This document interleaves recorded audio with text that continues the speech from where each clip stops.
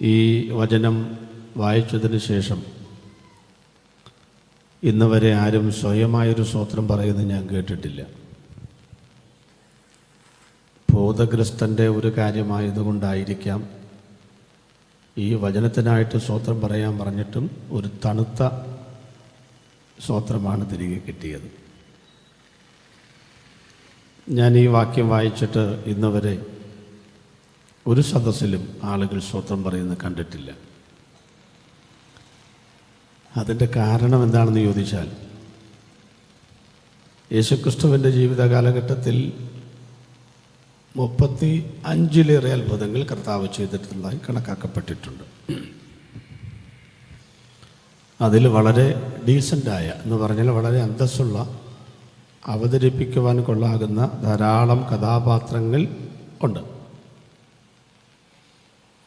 പക്ഷേ ഈ 5-ാം അധ്യായത്തിൽ കാണുന്ന ഭൂതഗ്രസ്തൻ എന്നൊക്കെ നല്ലൊരു പദമാണ്. നമ്മുടെ ഭാഷയിൽ പറഞ്ഞാൽ ഒരു കുഴപ്പക്കാരൻ, ഒരു ഭ്രാന്തൻ. അങ്ങനെ ഒരാളുടെ ഒരു ചരിത്രം പറയാനായിട്ട് ഇത്രയും ത്യാഗം ചെയ്ത് സംഘടിപ്പിച്ച ഈ യോഗത്തിൽ അദ്ദേഹത്തിൻ്റെ കാര്യം പ്രസംഗിക്കാൻ തുടങ്ങുമ്പോൾ ശ്രോതാക്കളായ നിങ്ങളുടെ ഇടയിൽ ഉണ്ടാകുന്ന ഒരു ചിന്ത, ഞാനും ഈ മനുഷ്യനും തമ്മിൽ എന്ത് ബന്ധമാണുള്ളത് എന്ന ഒരു ചിന്തയാണ്. അതുകൊണ്ടാണ് നമ്മളധികം പേരും സ്തോത്രമൊന്നും പറയാത്തത്. അതുകൊണ്ട് നമുക്ക് ഈ നിങ്ങളുടെ മുഖത്ത് കാണുന്ന ഈ വലിഞ്ഞു മുറുകിയ ഒരവസ്ഥ, ഈ വിഷയവുമായിട്ട് എനിക്കൊരു ബന്ധവുമില്ലല്ലോ എന്ന് ചിന്തിക്കാൻ സാധ്യതയുള്ള ആ മേഖലകൾ ഒന്ന് പൊട്ടിച്ചു മാറ്റിയിട്ട് നമുക്ക് ഈ വചനത്തിലേക്ക് വരാം. പാസ്റ്റർ എനിക്ക് സമയമൊക്കെ തന്നിട്ടുണ്ട്. ആ സമയം ഞാൻ കൃത്യമായിട്ട് പാലിക്കും. ഈ ഭ്രാന്തനായ മനുഷ്യൻ, ഭൂതഗ്രസ്തനായ മനുഷ്യൻ നമ്മൾ തമ്മിൽ വല്ല ബന്ധമുണ്ടോ എന്നാണ് ഞാൻ ആദ്യമായിട്ട് ചിന്തിക്കുന്നത്.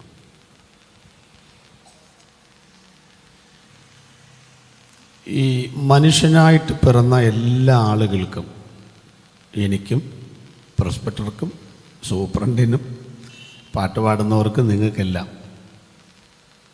10% അൺനോർമൽ അവസ്ഥ ഉണ്ട് എന്നാണ് മനഃശാസ്ത്രജ്ഞന്മാർ പറയുന്നത്. എന്താ ഈ അൺനോർമൽ അവസ്ഥ എന്ന് പറഞ്ഞാൽ? കുഴപ്പമുണ്ടെന്ന് പറഞ്ഞാൽ എന്താ? വട്ടുണ്ടെന്ന്, ഭ്രാന്തുണ്ടെന്ന്. 10% എല്ലാവർക്കും എന്തുണ്ട്? ഉണ്ട്. നമ്മളാരും സമ്മതിക്കില്ല. അങ്ങനെ ഒരു ഭ്രാന്തുണ്ടെന്ന് ഇന്നവർ സമ്മതിച്ച് നമ്മൾ കണ്ടിട്ടില്ല. അപ്പം നമുക്കെല്ലാവർക്കും 10% കുഴപ്പമുണ്ട്. 10% കുഴപ്പമുള്ളവരെ ഭ്രാന്തൻ എന്ന് വിളിക്കാനൊന്നും പറ്റില്ല. ഞങ്ങളുടെ നാട്ടിലൊക്കെ അങ്കമാലി തൃശ്ശൂർ ഭാഗമാണ്, ചാലക്കുടിയാണ്. ഞാൻ ചാലക്കുടി അസംബ്ലീസ് റോഡ് ചർച്ചിലൊരു വിശ്വാസിയും കൂടാണ്. അപ്പോൾ തന്നെ നിലമ്പൂരുള്ള അഗാപ്പെ ഗോസ്പൽ മിഷൻ്റെ പ്രവർത്തനങ്ങളുടെ ചുമതലയും വഹിക്കുന്നുണ്ട്. ഞങ്ങളുടെ നാട്ടിലൊക്കെ ആളുകളെ കാണാൻ പറയും, ഒരു 10 കുറവുണ്ടെന്നാണ് തോന്നണേ എന്ന് പറയാറുണ്ട്. ചില വർത്താനമൊക്കെ കേൾക്കുമ്പോൾ ചിലരെ കാണുമ്പം പറയും 10 ഉള്ളെന്നാ തോന്നണേ എന്നും പറയാറ്. അത് സൂക്ഷിക്കണം. ഈ തീരെ കുറഞ്ഞു പോയാലും തീരെ കൂടിപ്പോയാലും കുഴപ്പമാണ്. ഈ വികാരം, വിവേകം, ഇത് രണ്ടും ഒരു മനുഷ്യൻ്റെ ഉള്ളിലുണ്ട്, ഒരുമിച്ച് വർക്ക് ചെയ്യില്ല. നമ്മുടെ ഉള്ളിൽ നിന്ന് ആദ്യം വർക്ക് ചെയ്യുന്നത് വികാരമാണ്. വികാരം പുറപ്പെട്ട് ചെയ്യാനുള്ളതെല്ലാം ചെയ്ത് ഒരു യുദ്ധസമാനമായ അന്തരീക്ഷം സൃഷ്ടിച്ചു കഴിഞ്ഞ ശേഷമേ നമ്മുടെ ഉള്ളിലുള്ള ആര് വരുള്ളൂ? വിവേകം വരത്തുള്ളൂ. നല്ല സുന്ദരമായ തമിഴിൽ പ്രൊസ്പെക്ടർ സംസാരിച്ചപ്പോൾ ഞാൻ വിചാരിച്ചു, ഞാനിനി എങ്ങനെ മലയാളത്തിൽ പ്രസംഗിക്കും?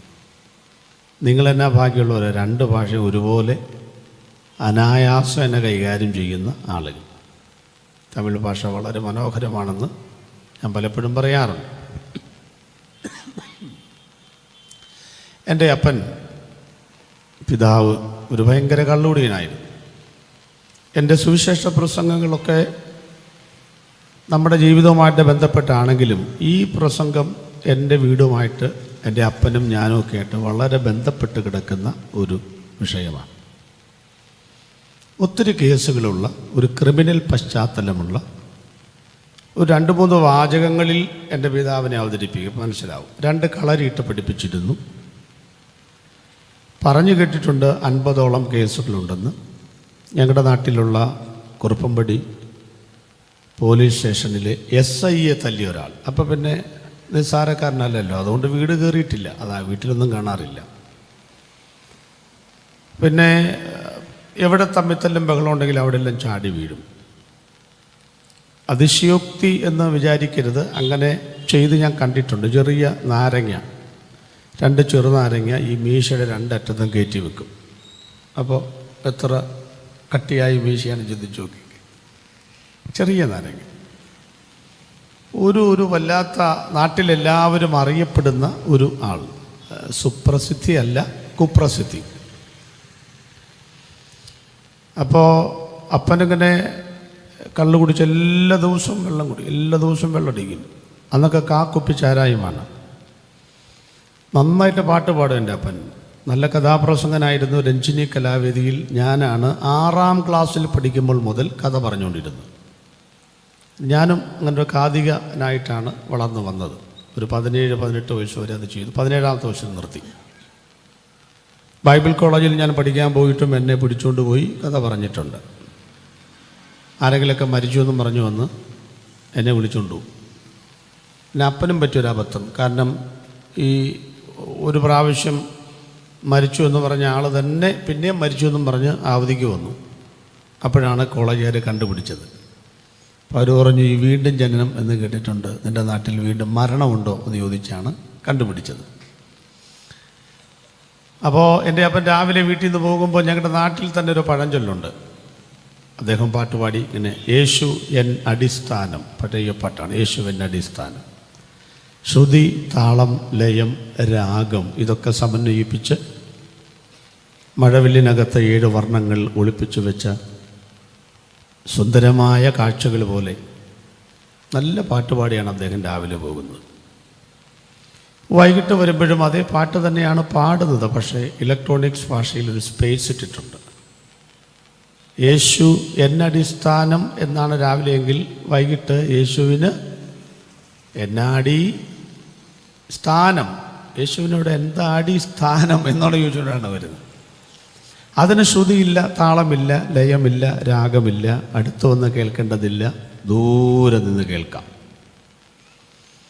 അപ്പം അങ്ങനെ 2 കാലടിച്ച് 4 കാലയിൽ വന്ന് 1 കാലയിൽ വല്ലാതെ കുത്തിയിരിക്കുന്ന അപ്പനെയാണ് ഞങ്ങളൊക്കെ ചെറുപ്പത്തിൽ കണ്ട് വളർന്നത്. അതുകൊണ്ട് ഈ ക്രിസ്ത്യാനോ റൊണാൾഡോ, നെയ്മർ, മെസ്സിയൊന്നും എനിക്ക് ഹീറോ ആകാത്തതിൻ്റെ കാരണം കാറ്റ് നിറച്ച പന്താണ് അവർ തട്ടുന്നത്. പക്ഷേ 60 കിലോ അമ്മയെ തട്ടിത്തെറിപ്പിക്കുന്നതൊക്കെ കണ്ടുകൊണ്ടാണ് ഞങ്ങൾ വളർന്നിട്ടുള്ളത്. ഞങ്ങളുടെയൊക്കെ ഹീറോ എന്ന് പറഞ്ഞാൽ ഞങ്ങളുടെ അപ്പനാണ്. ഇപ്പോഴും ഹീറോ ഞങ്ങളുടെ അപ്പനാണ്. അപ്പൻ്റെ കുറ്റമൊന്നും അമ്മ പറയാനൊന്നും ഞങ്ങൾ സമ്മതിക്കത്തില്ലായിരുന്നു. അപ്പനൊക്കെ മരിച്ചു. ഇത്രയൊക്കെ പറയാൻ കാര്യം അദ്ദേഹം പാസ്സായിട്ടാണ് മരിച്ചേട്ട. അതുകൊണ്ടാണ് രക്ഷിക്കപ്പെട്ടു, സുവിശേഷ വേലക്കാരനായിട്ടാണ് മരിച്ചത്. അതുകൊണ്ട് ഇത് പറയാമല്ലോ, സന്തോഷത്തോടെ. 120 പേരുള്ള 3 കൊല്ലം കൊണ്ട് 120 പേരുള്ള ഒരു സഭ അദ്ദേഹം സ്ഥാപിച്ചിട്ടാണ് അക്കരയ്ക്ക് പോയത്.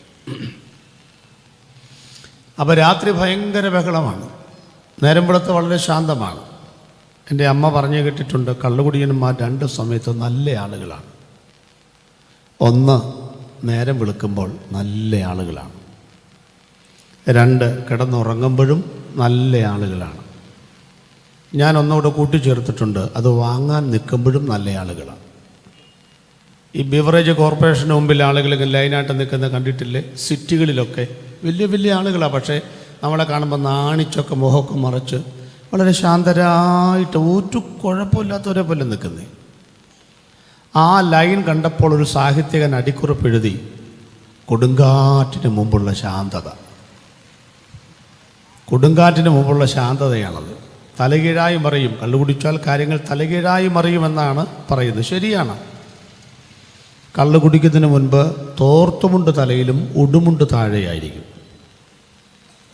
കുടിച്ചു കഴിഞ്ഞാൽ ഉടുമുണ്ട് തലയിലും തോർത്തുമുണ്ട് നമുക്ക് ഭാഗ്യമുണ്ടെങ്കിൽ താഴെ ഉണ്ടാവും. അപ്പോൾ അങ്ങനെയൊക്കെയുള്ളൊരു സ്ഥിതി ആളുകൾ സംഗതി കീഴ്മേൽ മറിയുകയാണ്. ഇപ്പം രാവിലെ കിഴക്കുദിച്ചു വരുന്ന സൂര്യൻ്റെ പ്രകാശകിരണങ്ങൾ കുത്തിയിരുന്ന ശരീരത്തിൽ കൈക്കൊള്ളാനേറ്റ് നിൽക്കുന്ന അപ്പൻ്റെ അടുക്കൽ പൊട്ടിയ ചട്ടിക്കകത്ത് അമ്മ ചായയുമായിട്ട് വരുമ്പോൾ, അന്നൊക്കെ മൺചട്ടിയുടെ കാലമാണ്. അപ്പൻ ചോദിക്കും, പൊട്ടാത്തതൊന്നും ഇല്ലയോടി? അപ്പം അമ്മ പറയും, എല്ലാം തകർത്തില്ലയോ? വളരെ ശാന്തനായിട്ട് അപ്പം പറയും, സാരമില്ല, എല്ലാം ഉച്ച കഴിഞ്ഞ്. അപ്പൻ ഉച്ച കഴിഞ്ഞ് വീട്ടിലേക്ക് വരുന്നവരെ കാണാൻ രസമാണ്. ഒരു മൺകലം, ഒരു ചട്ടി, ഒരു സ്റ്റീലിൻ്റെ പാത്രം, അതിനകത്ത് കുറച്ച് വെളിച്ചെണ്ണ, ഒരു ലോഡുമായിട്ടാണ് വരുന്നത്. പെട്ടി ഓട്ടോറിക്ഷ വരുന്ന പോലെ വരുന്നത്. അതെല്ലാം വൈകുന്നേരം പൊട്ടിച്ച് തകർക്കുകയും ചെയ്യും. കടമറ്റത്ത് സേവ എന്നും പറഞ്ഞൊരു മന്ത്രവാദം എൻ്റെ വീട്ടിലുണ്ടായിരുന്നു. എൻ്റെ അപ്പം നന്നായിട്ട് കുർബാന ചൊല്ലുമായിരുന്നു. ഈ സേവയൊന്നും എന്താണെന്നും എനിക്കറിയത്തില്ല. പക്ഷേ ദുർഭൂതങ്ങളുടെ ആവാസ കേന്ദ്രമായിരുന്നു എൻ്റെ വീട്. അപ്പോൾ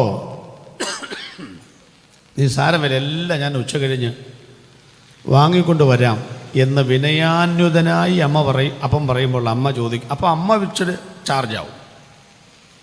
അമ്മ പറയും, ഓ എന്തോ താഴ്മയാണ്, ഇത്രയും നല്ല മനുഷ്യനെ ഇനി എവിടെ കിട്ടും?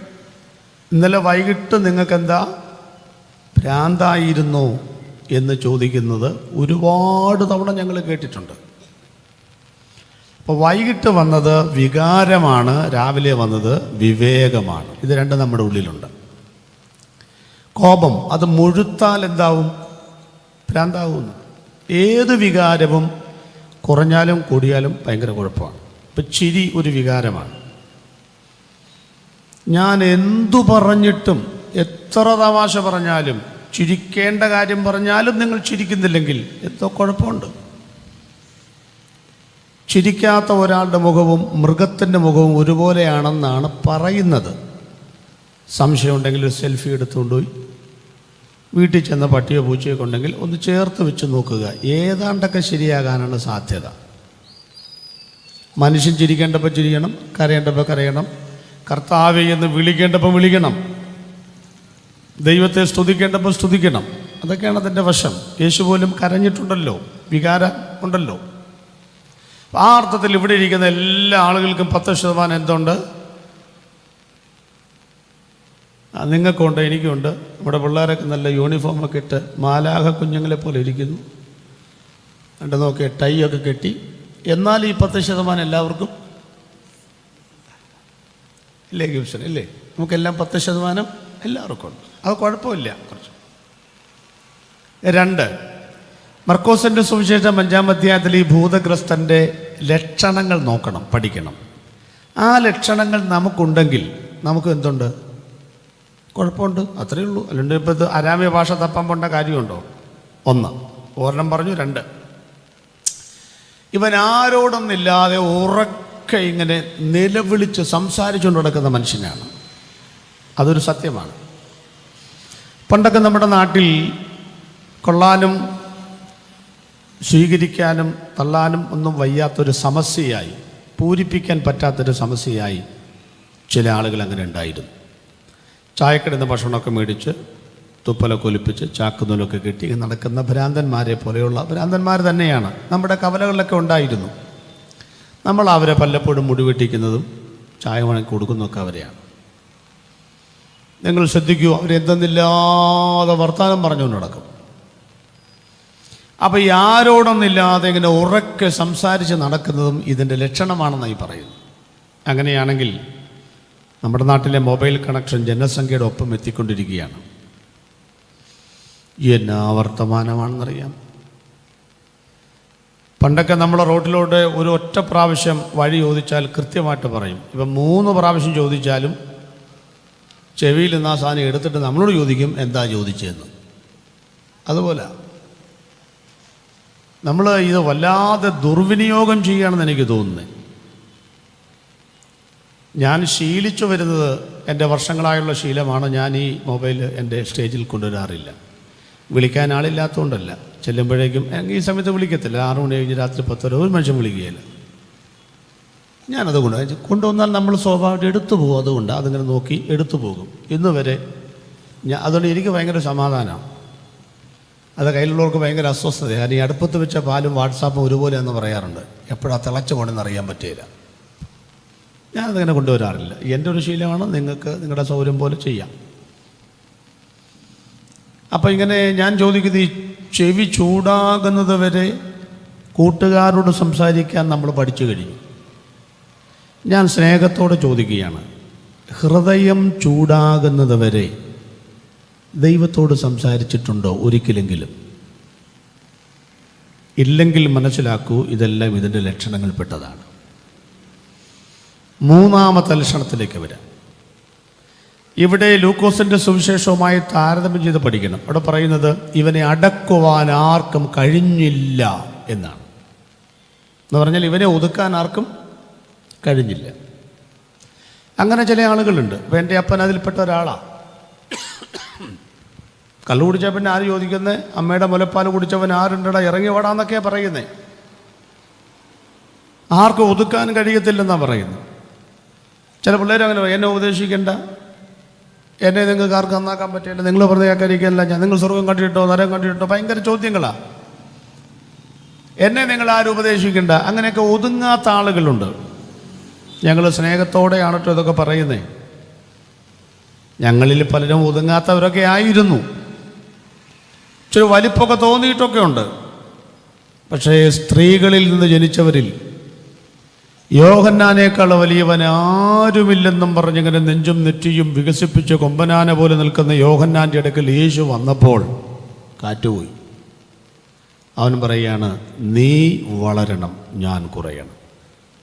എൻ്റെ സ്നേഹിത, നിങ്ങൾക്കൊരു വലിപ്പം തോന്നുന്നുണ്ടെങ്കിൽ അതിനർത്ഥം നിങ്ങൾ വലിയവനെ കണ്ടിട്ടില്ല. അതാണ്. ഇന്ന് രാത്രിയിൽ ഞങ്ങൾ പ്രസംഗിക്കുന്ന യേശു സ്വർഗത്തേക്കാൾ ഉന്നതനായ ദൈവമാണ്.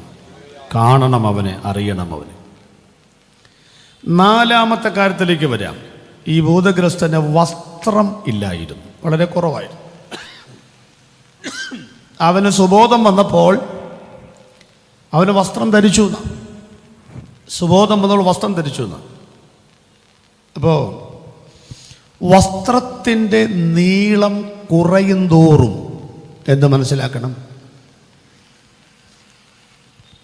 എടുത്തു കഴിഞ്ഞ തുണിയുടെ അവസാനം ബാലൻസ് വന്ന 20 സെൻറ്റിമീറ്റർ സെയിൽസ് മാനേജരോട് റിഡക്ഷൻ സെയിലിൽ വിലപേശി മേടിച്ച തുണി കൊണ്ടടിച്ച ചുരിദാറോ പാൻറ്റോ ബ്ലൗസോ ഒന്നുമല്ലാതെ പിന്നെ എന്തിൻ്റെ ലക്ഷണമാണ്? ഇത് ഇളകി തുടങ്ങിയതിൻ്റെ ലക്ഷണമാണ്. അറിയാമല്ലോ, ഇപ്പോഴത്തെ വസ്ത്രധാരണങ്ങളൊക്കെ അറിയാമല്ലോ. അതിലേക്ക് ഞാൻ അധികം പ്രവേശിക്കുന്നില്ല. നിങ്ങൾ ചിന്തിച്ചാൽ മതി. ഈ ലക്ഷണങ്ങളെല്ലാം പറഞ്ഞപ്പോൾ നിങ്ങൾക്ക് എന്ത് തോന്നി ഈ ഭൂതഗ്രസ്തനെ കുറിച്ച്? നമ്മുടെ ഒരു ഫസ്റ്റ് കസിൻ ആണെന്ന് തോന്നിയില്ലേ? തോന്നി. കാരണം ഇപ്പോൾ കുറച്ചുകൂടെ മുഖം വികസിച്ചിട്ടുണ്ട്. ഞാനൊരു 5 മിനിറ്റും കൂടി അവനെക്കുറിച്ച് പറഞ്ഞാൽ അവസാനം നിങ്ങളിങ്ങനെ താടി കഴുതി ഞാൻ തന്നെയാണല്ലോ എന്ന് പറഞ്ഞു പോകും. അതുകൊണ്ട് ഇപ്പോൾ പറയണ്ട, ഒരു 9:15 9:30 പറഞ്ഞാൽ മതി. നമുക്കിനി ഈ വിഷയത്തിലേക്ക് കടക്കാം. ഏറ്റവും കൂടുതൽ യേശുക്രിസ്തു സംസാരിച്ചിട്ടുള്ളത് കുരുടനുമായിട്ടാണ്, ഒരു ചാപ്റ്റർ. പിന്നെ 46 വാക്യത്തിലൂടെ ശമരിയ സ്ത്രീയുമായിട്ടാണ്. 26 വാക്യങ്ങൾ സുതാര്യമായി, സ്ട്രൈറ്റ്. മൂന്നാമത്തെ കഥാപാത്രമായിരിക്കണം ഈ ഭൂതഗ്രസ്തൻ. 20 വാക്യങ്ങൾ കൃത്യമായി. അതിൽ ഏതാണ്ട് സംക്ഷിപ്ത രൂപത്തിൽ ഇങ്ങനെ പറയാം. യേശു അടിയന്തരമായിട്ട് അക്കരയ്ക്ക് ചെല്ലുന്നു. ഇവൻ വന്ന് മുട്ടുകുത്തുന്നു, അവൻ്റെ ഭൂതത്തെ പുറത്താക്കുന്നു. യേശു തിരിച്ചു പോരുന്നു. ഇവൻ ദക്കപ്പുൽ നാട്ടിൽ സുവിശേഷം അറിയിക്കുന്നു. ഇതാണ് ആ സംഗ്രഹിച്ചു പറഞ്ഞാലുള്ള സംഭവം. 3 ചോദ്യങ്ങൾ ഈ അധ്യായത്തിലുണ്ട്. 9-ാമത്തെ വാക്യം, 30-ാമത്തെ വാക്യം, 39-ാമത്തെ വാക്യം. 9-ാമത്തെ വാക്യം, ഇന്ന് രാത്രി ചിന്തിക്കുന്നു, നിൻ്റെ പേരെന്ത്? 30-ാമത്തെ വാക്യം, എൻ്റെ വസ്ത്രം തൊട്ടതാര്? 39-ാമത്തെ വാക്യം, നിങ്ങളുടെ ആരവാരവും കരച്ചിലും എന്തിന്? 3 ചോദ്യങ്ങൾ, 3 പ്രശ്നങ്ങൾ. രോഗം, ഭൂതം, മരണം. ശൈശവത്തിലും യൗവനത്തിലും വാർദ്ധക്യത്തിലും സംഭവിക്കുന്ന ഇമാതിരി സംഭവങ്ങൾക്കും ഇതര ചോദ്യങ്ങൾക്കും ഈ മർക്കോസ് 5-ാം അധ്യായത്തിൽ നിരവധി ചോദ്യങ്ങളുണ്ടെങ്കിലും ഒറ്റ ഉത്തരമേ ഉള്ളൂ. 5-ാം അധ്യായത്തിലെ മുഴുവൻ പ്രശ്നങ്ങൾക്ക് ഒരൊറ്റ ഉത്തരം അവിടെ യേശുക്രിസ്തു മാത്രമാണ്. സുഹൃത്തുക്കളെ, ഈ യോഗത്തിൽ സംബന്ധിക്കുന്ന 100 കണക്കിന് ആളുകളുടെ 1000 കണക്കിന് ചോദ്യങ്ങൾക്ക് അന്നും ഇന്നും എന്നും ഒറ്റ ഉത്തരമേ ഉള്ളൂ, അത് കർത്താവായ യേശുക്രിസ്തു മാത്രമാണ്. ഇനി ഇവിടെ ഞാൻ ഭൂതഗ്രസ്തനെ കുറിച്ച്, ആ ഭൂതത്തെക്കുറിച്ച്, പിശാചിനെ കുറിച്ച് ഒന്ന് രണ്ട് കാര്യങ്ങൾ പറയുകയാണ്. അവസാനവും പിശാചിനെ കുറിച്ച് ഇച്ചിരി കാര്യം പറയും. നമ്മൾ കണ്ടുപഠിക്കേണ്ട കുറേ കാര്യങ്ങൾ ഇതിനകത്ത് ഈ പുള്ളിയെക്കുറിച്ചുണ്ട്. ആരെക്കുറിച്ച്? പിശാചിനെ കുറിച്ച്. അത്ര തെറ്റല്ലാത്ത കാര്യങ്ങളാണ് കേട്ടോ പറയുന്നത്. നമുക്ക് വേണമെങ്കിൽ തിരുത്താം, പക്ഷെ ശരിയാണെങ്കിൽ അംഗീകരിക്കണമല്ലോ. നമ്മളെന്താ ഈ പിശാചിനെ കുറിച്ചൊക്കെ കണ്ടുപഠിക്കണം എന്ന് പറഞ്ഞ കാര്യം എന്താ? ഒന്ന്, അവന് ഉറക്കമില്ല. നമുക്കോ? നമ്മൾ ഉണരുന്നേ ഇല്ല. അതാ യോഗം തുടങ്ങുക മുതലേ ഉറങ്ങുന്ന ആളുകളുണ്ട്. ബന്ധുക്കൂസാരല്ലാതെ വേറെ ആരും കാണുകയില്ല അത്. രണ്ട്, അവന് നാണമില്ല. ഉണ്ടോ? ഇല്ല. നമ്മളിങ്ങനെ ഏത് സമയത്തും പോ പിശാചി ഇങ്ങനെ തുപ്പി തുപ്പി തുപ്പി നടക്കുന്നുണ്ട്. രക്ഷിക്കപ്പെട്ട അന്ന് മുതൽ ഇന്ന് വരെ തുപ്പിയ തുപ്പലം 5.25 കിലോ. ഇതുവരെ പുള്ളി ഈ പരിസരത്ത് നിന്ന് പോയിട്ടില്ല. അതുകൊണ്ടാണല്ലോ ഇപ്പോഴും തുപ്പുന്നേ. ഇവൻ പിന്നെയും വരും. യേശു പോകാൻ പറഞ്ഞിട്ട് പോലും പിന്നെയും വന്നു. നമ്മളോടെങ്ങാനും ഈ വീട്ടിൽ മേലാൾ കയറിപ്പോകരുതെന്ന് നമ്മൾ ആ ഭാഗത്തൂടെ പോലും മാർക്കറ്റ് വെച്ച് കണ്ടാൽ പോലും അവനൊരു നോക്കത്തില്ല. നമുക്ക് അങ്ങ് വിഷമമാണ്. നാണമില്ല അവന് വിശ്രമമില്ല. വിശ്രമം എന്തോ? ആരെ വിഴുങ്ങേണ്ടെന്ന് കരുതി രാപകൽ വിശ്രമം കൂടെ നടക്കും. നമുക്ക് പ്രവൃത്തി ദിവസങ്ങളില്ല.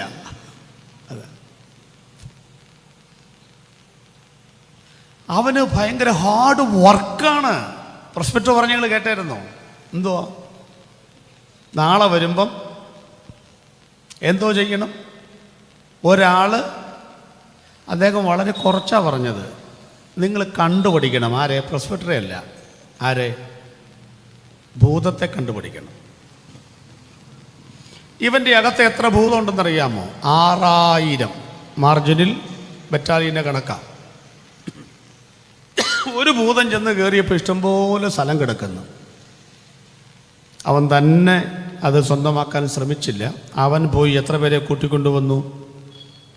7 പേര്. അറിയാവുന്നവരുണ്ട്. 7 പേര് വന്നപ്പോൾ ഇഷ്ടംപോലെ സ്ഥലം, എൻക്രോച്ച് പിടിക്കാൻ സ്ഥലം. അവർ പോയി എത്ര പേരെ കൊണ്ടുവന്നു? 7 49 പേര്. കണക്കൊക്കെ അറിയാൻ കേട്ടോ. അങ്ങനാണ് ഇവൻ്റെ അകത്ത് 6000 നിറഞ്ഞത്. അത് ബോർഡ് വെച്ചേക്ക, ഹൗസ് ഫുൾ. ഇനി ഇവിടെ ആർക്കും. നമ്മൾ യോഗം വെച്ചിട്ട് എത്ര കസേരയാണ് വെറുതെ കിടക്കുന്നത്?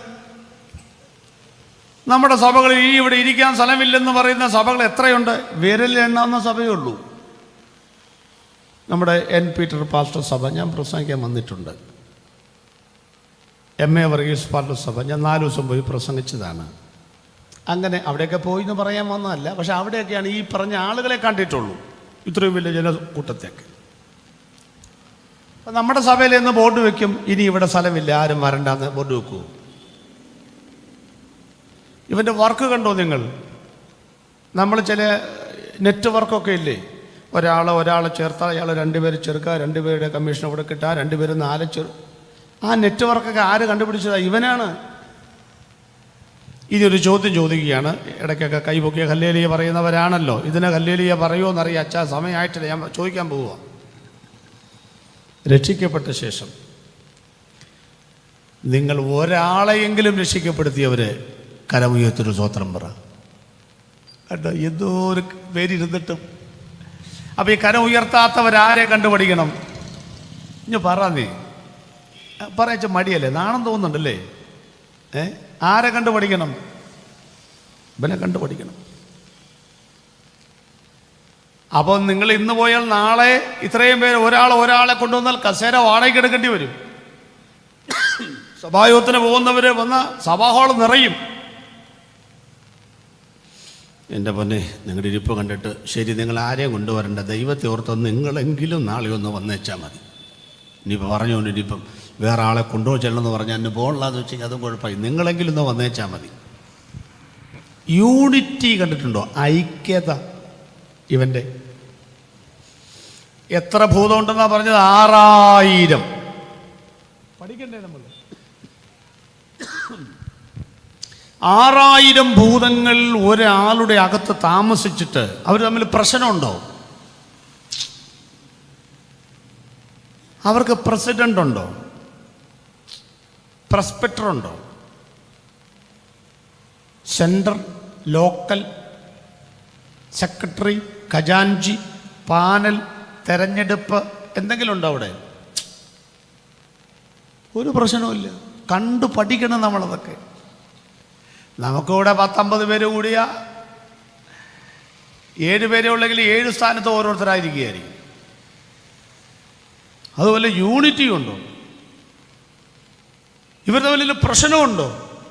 ഞങ്ങൾക്ക് ആ പന്നിക്കൂട്ടത്തിലേക്ക് പോകണം. ആ ഒറ്റ വാക്കിലില്ലേ അവരുടെ യൂണിറ്റി? കുറച്ച് പേർക്ക് പന്നിയിലേക്ക്, കുറച്ച് പേർക്ക് ആടിലേക്ക്, കുറച്ച് പേർക്ക് കഴുതിലേക്ക്. അല്ല, ഞങ്ങൾ ജീവിക്കുകയാണെങ്കിൽ ഇവൻ്റെ അകത്ത് ജീവിക്കും, ചാകുകയാണെങ്കിൽ ഒരുമിച്ച് ചാകും. ഇപ്പം സ്വന്തം പറയാൻ തോന്നുന്നുണ്ടോ നിങ്ങൾക്കെങ്കിലും?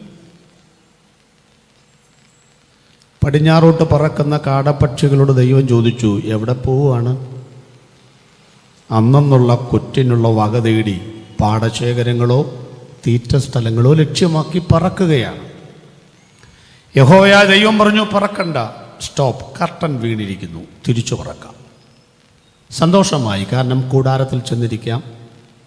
ദൈവം കൊണ്ടു ചെല്ലുന്ന ഭക്ഷണങ്ങൾ ഏലിയാവ് കാക്കയുടെ ഭക്ഷണം കഴിച്ചതുപോലെ കുത്തിപ്പെറുക്കാമെന്ന് വിചാരിച്ച് ആ കാലത്തല്ലെങ്കിലും തിരിച്ചു പറക്കാൻ വേണ്ടി മുമ്പേ പറക്കുന്ന പക്ഷി എബൌട്ട് ടേൺ എന്ന് പറഞ്ഞപ്പോൾ പക്ഷികളെല്ലാം റൈറ്റടിച്ചു. ദൈവം പറഞ്ഞു, കൂടാരത്തിലേക്കല്ല, പിന്നെ എവിടെയാണ്? കൂട്ടിലേക്കല്ല, പിന്നെ എവിടെയാണ്? കൂടാരത്തിലേക്ക്. ഏത് കൂടാരത്തിലേക്ക്? 30 ലക്ഷം ജനങ്ങൾ 220 ഏക്കറിൽ താമസിക്കുന്ന ആ കൂടാരത്തിലേക്ക് പറന്നോളൂ. എൻ്റെ ജനത്തിന് മാംസാഹാരം വേണമെന്ന് എന്നോട് പറഞ്ഞു. ഞാൻ നോക്കിയിട്ട് നിങ്ങളെയാണ് അവർക്ക് കൊടുക്കാൻ പറ്റിയത്. അതുകൊണ്ട് നിങ്ങളുടെ ജീവിതം എവിടെ വെച്ച് തീർന്നു, നേരെ കൂടാരത്തിലേക്ക് പറന്നോളാൻ പറഞ്ഞു. കൂടാരത്തിലേക്ക് പറന്നാൽ 307 പോലെ ലാൻഡ് ചെയ്ത് നിൽക്കണം. കുട്ടിയും കോലും കളിക്കുന്ന കുട്ടികൾ പിടിച്ചെടുക്കും. ചാകാനാണെന്നറിഞ്ഞിട്ടും ഒറ്റ കാടപ്പക്ഷി പോലും കൂട്ടിലേക്ക് പറന്നിട്ടില്ല. ദൈവം പറഞ്ഞാൽ കാടപ്പക്ഷികൾ ഒരുമിച്ച് നിൽക്കും. നിൽക്കാത്താരാന്നറിയാമോ? 50 വിശ്വാസം ഉണ്ടെങ്കിൽ 4 പക്ഷമായിരിക്കും. പൗലോസിൻ്റെ പക്ഷം, പത്രോച്ചാൻ്റെ ആള്, ചെന്നിട്ടില്ലാത്തവൻ്റെ. പഠിക്കാദ്യം, ഇതുങ്ങളെയൊക്കെ കണ്ട് പഠിക്കുക. നിങ്ങൾ ശ്രദ്ധിച്ചിട്ടുണ്ടോ? 150 ജോഡി. അപ്പം എത്ര കുറുക്കന്മാരായി? 300. വാലോട് വാല് ചേർത്ത് വെച്ച് കെട്ടിച്ചു പറഞ്ഞു, വയലിലേക്ക് വിട്ടു. വാല് തീ പിടിക്കാൻ പോവുകയാണ്. ഒന്നാമത് ഉടായിപ്പിന് PhD എടുത്തതാണ് കുറുക്കൻ. അതിനൊക്കെ 2 പേരുടെ വാല് ചേർത്ത് കെട്ടുക എന്ന് പറഞ്ഞാൽ നിന്ന് തരണ്ടേ? നിങ്ങളുടെ വീട്ടിൽ ഒരു കലത്തിൽ വെന്തുമറിയുന്ന ചോറ് തിന്നുന്ന പട്ടിയും പൂച്ചയും ചിലപ്പോഴൊക്കെ മുറ്റത്ത് ഒരുമിച്ച് തത്തിക്കളിച്ച് കുസൃതി കാണിക്കുന്ന കണ്ടിട്ടില്ലേ? നിങ്ങളെ ഞാൻ ചലഞ്ച് ചെയ്യുന്നു. നിങ്ങളുടെ വീട്ടിലെ പട്ടിയുടെയും പൂച്ചയുടെയും വാൽ തമ്മിൽ കൂട്ടിക്കെട്ടാൻ നിങ്ങൾക്ക് പറ്റുമോ? ഇല്ലയോ? 4 ദിവസം കഴിഞ്ഞ് ചെയ്താൽ മതി. കാരണം പാസ്റ്റർക്ക് മെഡിക്കൽ കോളേജിൽ വന്ന് കാണാനുള്ള സമയമില്ല. വിവരമറിയും, വിവരം. 2 പൂച്ചയുടെ വാല് തമ്മിൽ കൂട്ടിക്കെട്ടാൻ പറ്റുമോ? പറ്റില്ല. എന്തിനാണ് ഇത്രയേറെ പറയുന്നത്? ഞങ്ങൾ ആയിരക്കണക്കിന് ആളുകൾക്ക് നടുവിൽ വെച്ച് ഞങ്ങൾ കൂട്ടിക്കെട്ടിയ കെട്ടിയോളും മാപ്പിളയും കൂടെ ഒരുമിച്ച് ജീവിക്കുന്നില്ല, പിന്നെയാണ് പട്ടിയും പൂച്ചയും. അപ്പൊ ദൈവം തമ്പുരാന് വേണ്ടി, യഹോവയ്ക്കും ഗിദെയോനും വേണ്ടി എന്നൊരു ശബ്ദമുയർന്നാൽ വാലിൽ തീ പിടിച്ചാലും തല വെച്ചു കൊടുക്കാൻ തയ്യാറാണെന്ന് പറഞ്ഞ കുറുക്കന്മാർ ഒരു മാതൃകയല്ലേ? ഒരു യൂണിറ്റി അല്ലേ? 13 മൈൽ നീളമുള്ള 7 മൈൽ വീതിയുള്ള 70ഉം 700 അടിയും താഴ്ചയുള്ള 22 തരത്തിലുള്ള മീനുള്ള ഗന്നേസർ തടാകത്തിന്റെ കരയിൽ തലങ്ങും വിലങ്ങും വലവരും. ഒരൊറ്റ എണ്ണം കയറിയേക്കരുത് പറഞ്ഞു. ഒരെണ്ണം കയറിയില്ല. മീൻപിടുത്തത്തിന് അപാര ഡോക്ടറേറ്റ് എടുത്ത മനുഷ്യനാണ് പത്രോസ്. പെട്ടുപോയി. ഒരൊറ്റ മീൻ കയറിയില്ല.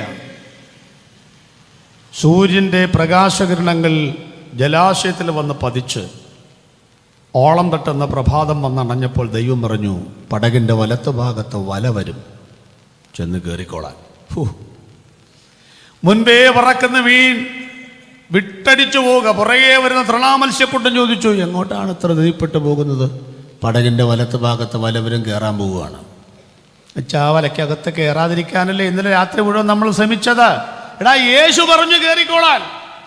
കയറിയാൽ വല നിറയും, വല നിറഞ്ഞാൽ വള്ളം നിറയും, വള്ളം നിറഞ്ഞാൽ കരയെ പിടിച്ചിടും, പിടിച്ചിട്ടാൽ ലേലം ചെയ്തുകൊണ്ടു, ലേലം ചെയ്താൽ ആരെങ്കിലും കറിച്ചട്ടി കിടന്ന് ഉരുളും, ആരെങ്കിലും ചട്ടി കിടന്ന് ഉരുളാനാണ് ഇത്ര വേഗത്തിൽ പോകണം. എടാ, യേശു പറഞ്ഞു കയറിക്കോളാൻ. ഞാനൊരു കാര്യം ചോദിച്ചോട്ടെ, ദൈവം പറഞ്ഞാൽ കാടപ്പക്ഷികൾ ഒരുമിച്ച് നിൽക്കും, ദൈവം കൽപ്പിച്ചാൽ കുറുക്കന്മാർ ഒരുമിച്ച് നിൽക്കും, ദൈവം കൽപ്പിച്ചാൽ മത്സ്യക്കൂട്ടങ്ങൾ ഒരുമിച്ച് നിൽക്കും. ഇന്ന് രാത്രി ഗദരദേശത്തിൻ്റെ ബന്ധനമഴിക്കാൻ, ഗദരദേശത്ത് പതിറ്റാണ്ടുകളായി വിട്ടുതരുകയില്ലെന്ന് പിശാച് വാദിച്ചു ബന്ധിച്ചു വെച്ച് ചില ബന്ധനങ്ങൾ പൊട്ടിക്കാൻ ഈ ഗ്രൗണ്ടിൽ വന്നിരിക്കുന്ന ആളുകൾ ഒറ്റ മനസ്സോടെ ഒന്ന് ദൈവത്തെ സ്തുതിക്കാമെങ്കിൽ, ഇരുകരവും ഒന്ന് ചേർത്തടിച്ച ഒരു 10-15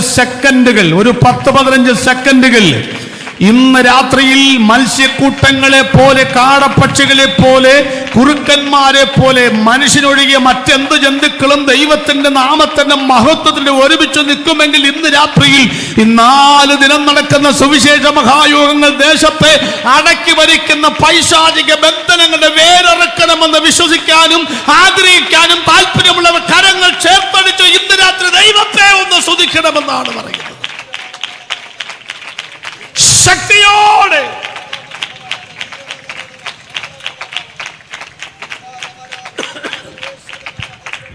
ഇവന്റെ അനേക ഗുണങ്ങളൊന്നും പറഞ്ഞാൽ നിൽക്കുന്നില്ല.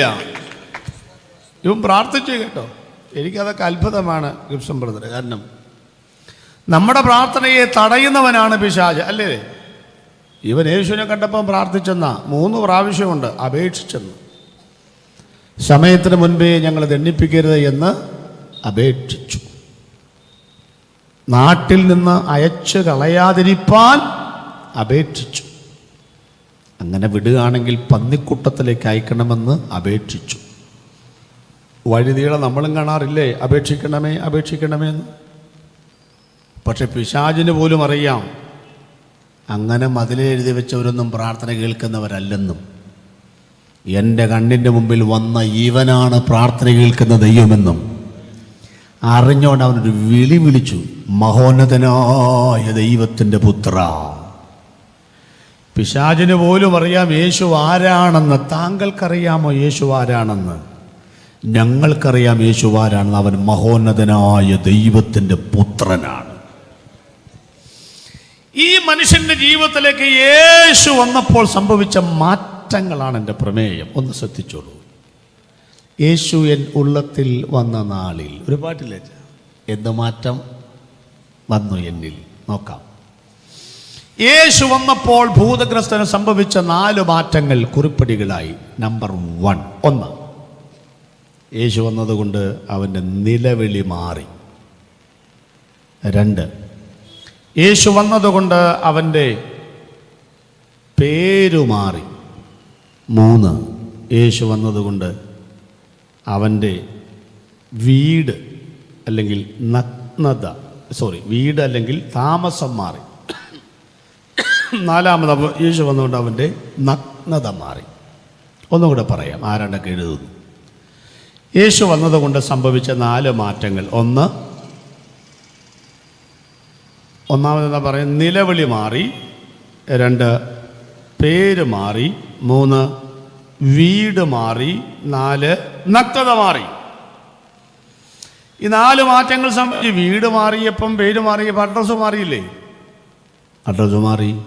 അപ്പം എന്ത് പേരിടണം ഈ പ്രസംഗത്തിന്? നിന്റെ അഡ്രസ്സ് മാറ്റുന്ന ദൈവമാണ് കർത്താവായ യേശു ക്രിസ്തു. നിന്റെ മേൽവിലാസം മാറ്റുന്ന ദൈവമാണ് കർത്താവായ യേശു ക്രിസ്തു. ഞാനിത് പറഞ്ഞപ്പോൾ കുറേ ആളുകൾ പിറകിൽ നിന്ന് പാസ്റ്റർ ആമേൻ പറഞ്ഞു, മുമ്പിൽ നിന്ന് ആളുകൾ ഹല്ലേലൂയ പറഞ്ഞു. ഞാൻ പറഞ്ഞില്ല ഒന്നും പറയാൻ. അവർ ആമേൻ പറഞ്ഞതും ഹല്ലേലൂയ പറഞ്ഞതിൻ്റെ അർത്ഥം എന്നാന്ന് മനസ്സിലായോ? അവരുടെ മേൽവിലാസം മാറ്റിയത് യേശുവാണ്. ഇനി ഇതുവരെ കൈപൊക്കാൻ പറ്റാത്തവരോട് ഞാൻ പറയുന്നു, ഞങ്ങളുടെ മേൽവിലാസം മാറ്റിയ കർത്താവ് ഇന്ന് രാത്രി ഗദരദേശത്തല്ല, ഇവിടെ വന്നിട്ടുണ്ട്. നിന്റെ മേൽവിലാസം മാറണമെന്ന് ആഗ്രഹിക്കുന്നെങ്കിൽ, നിങ്ങളുടെ തലവിധി മാറണമെന്ന് ആഗ്രഹിക്കുന്നെങ്കിൽ, താലി കെട്ടിയ ഭാര്യ മുഖത്തു നോക്കി പ്രാഗി നേർന്ന് പറയട്ടെ, ഇത് ഞാൻ ഒരു കാലത്തും ഗുണം വരത്തില്ലെന്ന്. മക്കൾ പറയട്ടെ, നിങ്ങളുടെ മക്കളാകാൻ ഞങ്ങൾ നാണിക്കുന്നെന്ന്. പെറ്റമ്മ പറയട്ടെ, ഇവന്റെ തലയിൽ ഇടുത്തി പോലും വെട്ടുന്നില്ലോ എന്ന്. ലോകത്തിലൊരു തലവേദനയായി ജീവിക്കുന്നവരാരെങ്കിലും ഉണ്ടെങ്കിൽ ഇന്ന് രാത്രി ഞങ്ങൾ പറയുന്നു, നിനക്കൊരു മാറ്റം തരാൻ ഞങ്ങൾക്ക് മാറ്റം തന്ന യേശുക്രിസ്തു ഇന്ന് രാത്രി ഒന്നാമത്തെ രാത്രി ഇവിടെ വന്നിട്ടുണ്ട്. ശാന്തമായി നിൽക്കാൻ നിന്റെ പലവിധം മാറ്റിയിട്ട് ഇന്ന് രാത്രി യേശു ഇവിടം വിട്ട് പോകത്തുള്ളെന്നാണ് ഞങ്ങൾ പറയുന്നത്. ഒന്നാമത്തെ കാര്യം, യേശു വന്നത് കൊണ്ട് അവന്റെ നിലവിളി മാറി. ഈ ഒന്നാമത്തെ ചിന്തയിൽ നിന്ന് ഞാൻ വേറെ ചില ചിന്തകളിലേക്ക് പോവുകയാണ്. സന്ധ്യയായപ്പോഴാണ് യേശു പറഞ്ഞത്, എനിക്ക് ഇപ്പം തന്നെ അക്കരയ്ക്ക് പോകണം. ശിഷ്യന്മാർ പറഞ്ഞപ്പോൾ ഇപ്പം തന്നെ അങ്ങോട്ട് അക്കരയ്ക്ക് പോകാനായിട്ട് അവൻ ചിന്തിച്ചു നോക്കി. ഒരു ക്രൂസൈഡ് കഴിഞ്ഞിരിക്കുകയാണ്. 5 അപ്പം എടുത്ത് അന്തരീക്ഷത്തിലേക്ക് ഉയർത്തി അനുഗ്രഹിച്ച് ആശീർവദിച്ച് 5000-ങ്ങൾക്ക് നൽകി. ഇങ്ങനെ സുഖമായിട്ടിരിക്കുമ്പോൾ ഇപ്പം തന്നെ അക്കരയ്ക്ക് പോകണമെന്ന് പറഞ്ഞാൽ ഞങ്ങൾ പാസ്റ്റർമാർ പോലും പറയും, തിങ്കളാഴ്ച ഒരു അവധി വേണം. എന്താ കാര്യം? ഞായറാഴ്ച ഇത് യുദ്ധം കഴിഞ്ഞാൽ തിങ്കളാഴ്ച ഒരു അവധി വേണമെന്ന് പറയാറുണ്ട്. എന്ത് യുദ്ധമാണ് നടക്കരുത്? ഒരു വലിയ വൻ ക്രൂസൈഡ് കഴിഞ്ഞിരിക്കുകയാണ്. ഇപ്പം തന്നെ പോകണം അക്കരയ്ക്ക്. യേശു പറഞ്ഞു ഇപ്പം തന്നെ അക്കരയ്ക്ക് പോകണം. അതുകൊണ്ട് ഞാനത് ആദ്യം ചിന്തിക്കുന്നത്, എന്താണ് അക്കരെ, എന്താണ് ഇക്കരെ? 4 കുറിപ്പുകൾ പറയുന്നു. എന്താണ് അക്കരെ, എന്താണ് ഇക്കരെ? അക്കരയാണ് ബോധഗ്രസ്തൻ, ഇക്കരെ ശിഷ്യന്മാർ. 4 കുറിപ്പുകൾ. 1, തിന്നതിൻ്റെ ശേഷിപ്പ് ഇവിടെയുണ്ട് എന്ന് പറഞ്ഞാൽ അപ്പം തിന്ന് ശേഷിച്ച ഇഷ്ടംപോലെ അപ്പം ഇവിടെയുണ്ട്. സമ്പൽ സമൃദ്ധി, ധനം ഇക്കരയുണ്ട്. ഞാൻ ചോദിക്കട്ടെ, പണമുള്ളപ്പോൾ, സൗന്ദര്യമുള്ളപ്പോൾ, ആരോഗ്യമുള്ളപ്പോഴൊക്കെ നിങ്ങളോട് ആരെങ്കിലും രക്ഷിക്കപ്പെടണമെന്നും സ്നാനപ്പെടണമെന്നും അക്കരയ്ക്ക് പോകണമെന്നും സ്വർഗത്തിൽ പോകണമെന്നും പറഞ്ഞാൽ ആരെങ്കിലും കേൾക്കുമോ? അതുകൊണ്ട് കർത്താവ് ഒരു കാര്യം ചെയ്യും, ജീവിതത്തിൽ ഇരുട്ടുകൾ വരുത്തും. വീടിൻ്റെ മേൽക്കൂര പൊട്ടിച്ചിട്ടാണ് മറ്റൊരുവന് സൗഖ്യം നൽകിയത്.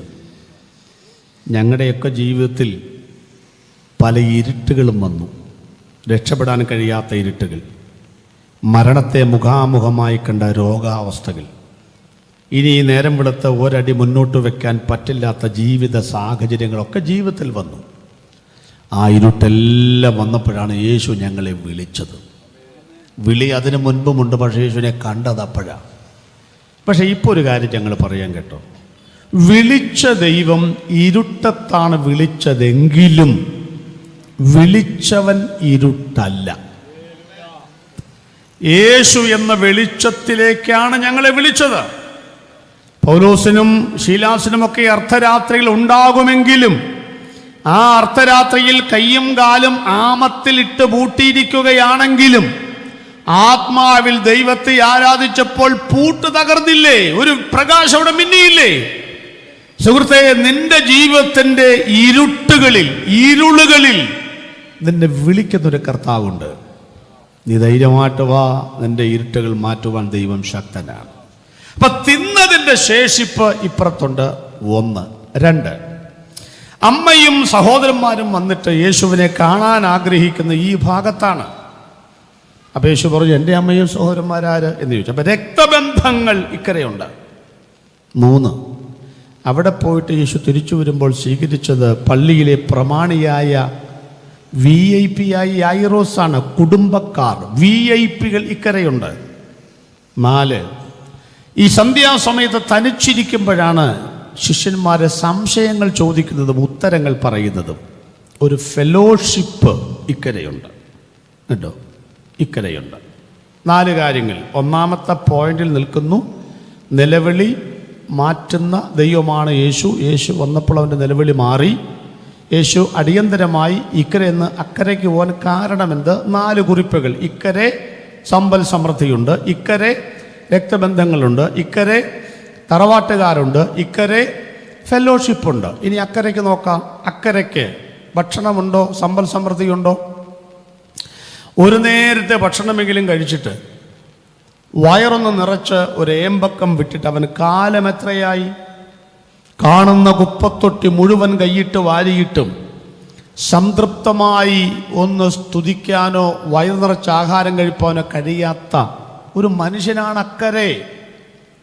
2, ഇക്കരെ രക്തബന്ധങ്ങൾ. അക്കരെയോ കാണുമായിരിക്കും, കാരണം അവന് വീടുണ്ടെന്ന് വചനത്തിലുണ്ട്. ഞങ്ങൾ ഈ മെൻ്റൽ ഹോസ്പിറ്റൽ സന്ദർശിച്ചിട്ടുണ്ട്. ഇവിടെ തിരുവനന്തപുരത്ത് ഓളംപാറയിലൊക്കെ സന്ദർശിച്ചിട്ടുണ്ട്. അതിൻ്റെ കാരണം എന്നാണെന്നറിയാമോ? എൻ്റെ അപ്പൻ അവിടെ കിടന്നിട്ടുണ്ട്, അതുകൊണ്ടാണ്. അല്ലാണ്ട് ഞാനെന്തിനാ ഭ്രാന്താശുപത്രി കാണാൻ പോകുന്നത്? എൻ്റെ അപ്പൻ അതുപോലെ മാനസികമായി പ്രശ്നമുണ്ടായി. ഞാനെൻ്റെ അപ്പനെയൊക്കെ ചെറുപ്പത്തിൽ കാണുമ്പം എറണാകുളം ജനറൽ ആശുപത്രിയിൽ ഒരു കാലിൽ ചങ്ങല, ഒരു കാലിൽ വാദം. മൂവാറ്റുപുഴ സബ് ജയിലിൽ ചെന്ന് കാണുമ്പോൾ എൻ്റെ അമ്മയാണ് ദിനേശ് പീടിയും ബിസ്ക്കറ്റും പഴമൊക്കെ കൊണ്ട് കൊടുക്കുന്നത്. ഞാൻ ഞായറാഴ്ച അമ്മയോട് അങ്ങനെ ഓളംപാർ അപ്പനെ കണ്ടിട്ടുണ്ട്, മെൻ്റൽ ഷോക്ക് വന്ന് കിടക്കുന്നത്. കുഷ്ഠരോഗ ആശുപത്രി ഞങ്ങളുടെ അടുത്തുണ്ട്. അവിടെ ഞങ്ങളുടെ സഹോദരന്മാർ ആരാധന നടത്തുന്നുണ്ട്. ഇടയ്ക്ക് അവിടെ വിസിറ്റ് ചെയ്യാറുണ്ട് വല്ലപ്പോഴുമൊക്കെ. അവിടെയൊക്കെ ഒരു പ്രത്യേകത അറിയാമോ? ഈ പ്രാന്താശുപത്രിയിലും കുഷ്ഠരോഗാശുപത്രിയിലും രോഗം മാറിയാലും ആരും കൊണ്ടുപോകത്തില്ല. ബന്ധുക്കാർ പറയും മാറിയിട്ടില്ലെന്ന് പറയും. എല്ലാ കാര്യം ഇവിടെ കൊണ്ടുവന്ന് അഡ്മിറ്റ് ചെയ്യുമ്പോൾ തന്നെ ഇവൻ്റെ സ്വത്തുവകൾ അവർ വീതം വെച്ചെടുത്ത് കാണും. ഞാൻ ചോദിക്കട്ടെ, തിരുവനന്തപുരത്ത് വെച്ച് നിങ്ങളുടെ സ്വന്തം അപ്പൻ്റെ അനിയൻ, ഞങ്ങളുടെ നാട്ടിൽ പറഞ്ഞ ഉപ്പാപ്പൻ, കൊച്ചപ്പൻ, ഇളയപ്പൻ, നിങ്ങൾ കൂട്ടുകാരുമായി സല്ലപിച്ച് വരുമ്പോൾ ഈ മനുഷ്യനെ തുപ്പലമൊലിപ്പിച്ച് ചാക്കശീലയൊക്കെ കെട്ടി വരുന്നത് കണ്ടാൽ ആ കൊച്ചപ്പനെ നിങ്ങൾ പറയൂ ഇതെൻ്റെ ഉപ്പാപ്പനാണെന്നാലും പറയൂ, വഴിമാറി പോകത്തില്ലയോ? അപ്പൊ ഇക്കരെ രക്തബന്ധം കൊണ്ട് അവന് അക്കരെ രക്തബന്ധങ്ങൾ ഉണ്ടെങ്കിലും ഒരു മനുഷ്യനവനെ തിരിഞ്ഞു നോക്കാനില്ലെന്ന്. 3ാമത് VIP എക്കരയുണ്ട്. അപ്പുറത്ത് അവൻ പാർക്കുന്ന സ്ഥലത്തിൻ്റെ പേരറിയാം, വീട്ടുപേരറിയാമോ? RIP, rest in peace. ശവക്കൊട്ടയിൽ ഉയർന്നു പൊങ്ങുന്ന വാചകമാണ്. അതാ അവൻ്റെ കോളനി.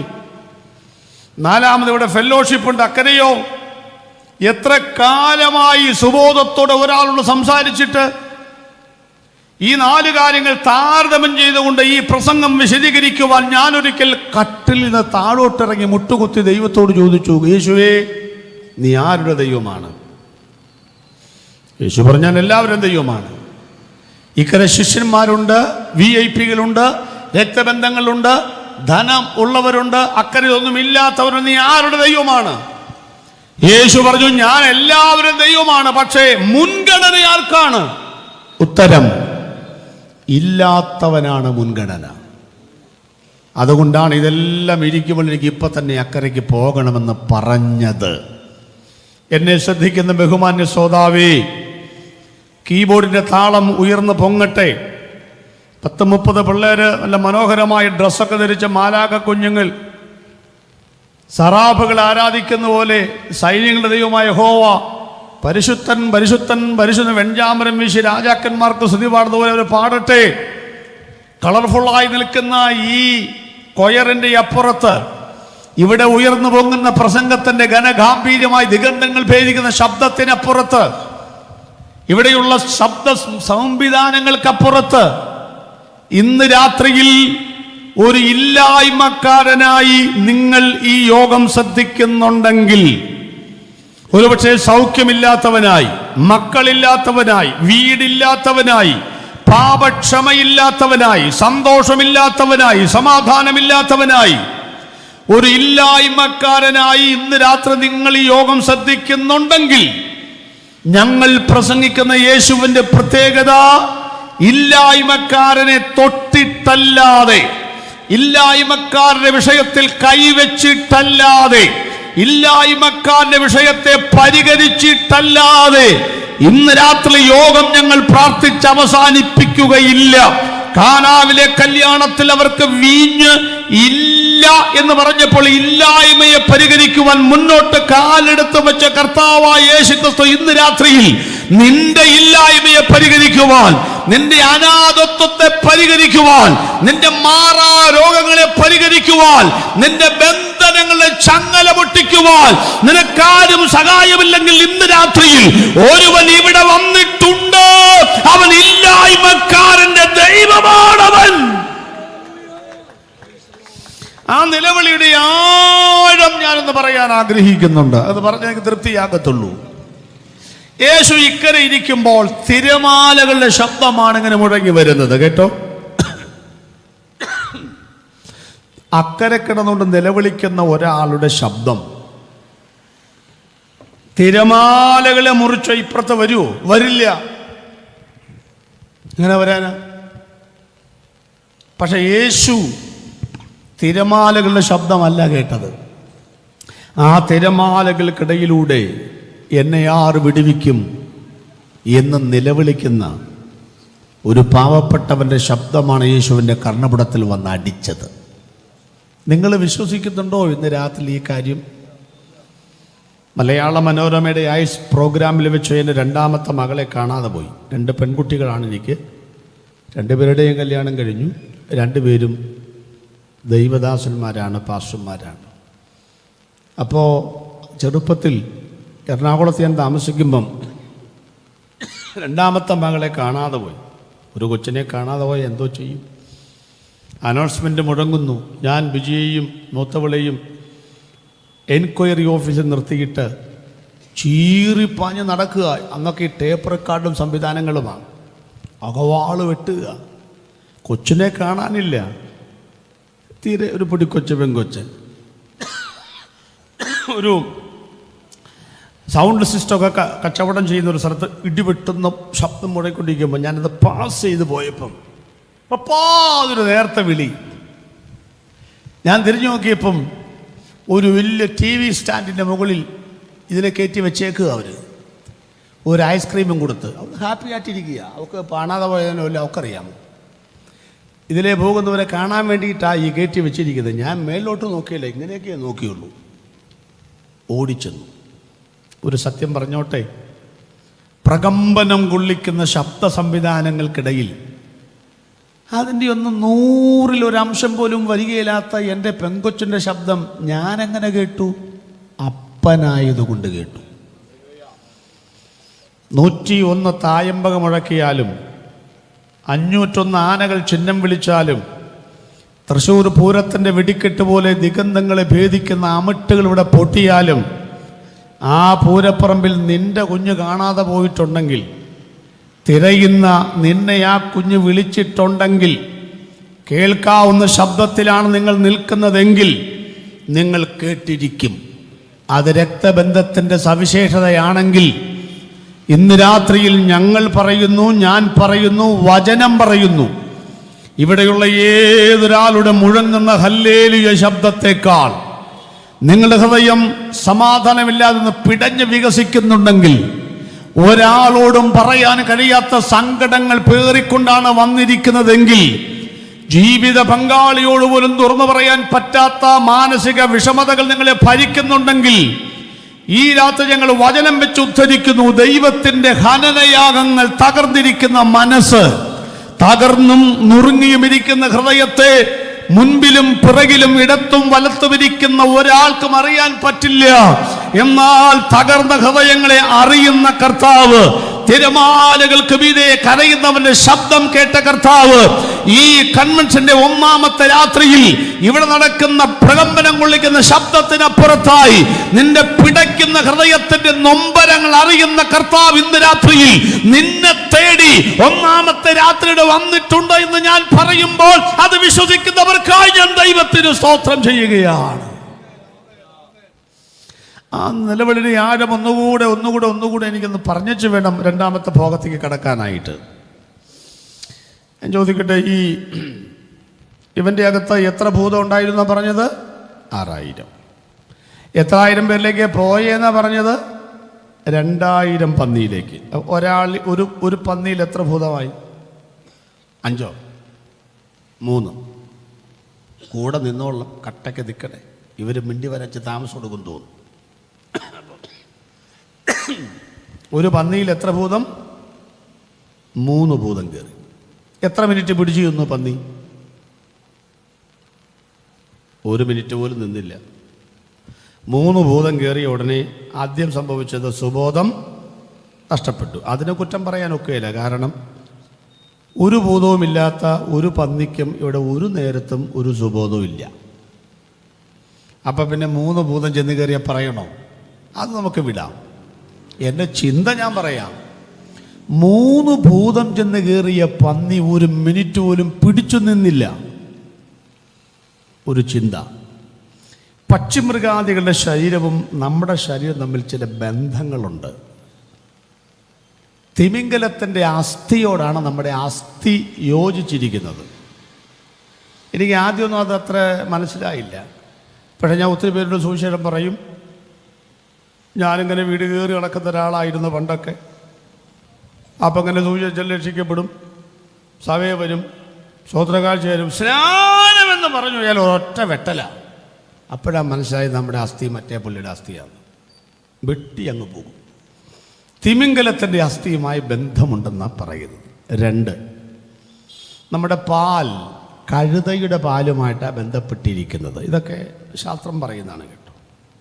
ഇവിടെ ചിലപ്പോൾ കഴുതകളൊക്കെ കണ്ടേക്കും. നമ്മുടെ നാട്ടിലൊക്കെ ചിലപ്പോൾ തമിഴ്നാട്ടിലോട്ട് ഒത്തിരി അകത്തോട്ട് ചെന്നാൽ സർവ്വസാധാരണമാണ്. നമ്മുടെ കേരളത്തിലപ്പുറത്തൊന്നും ഇല്ല.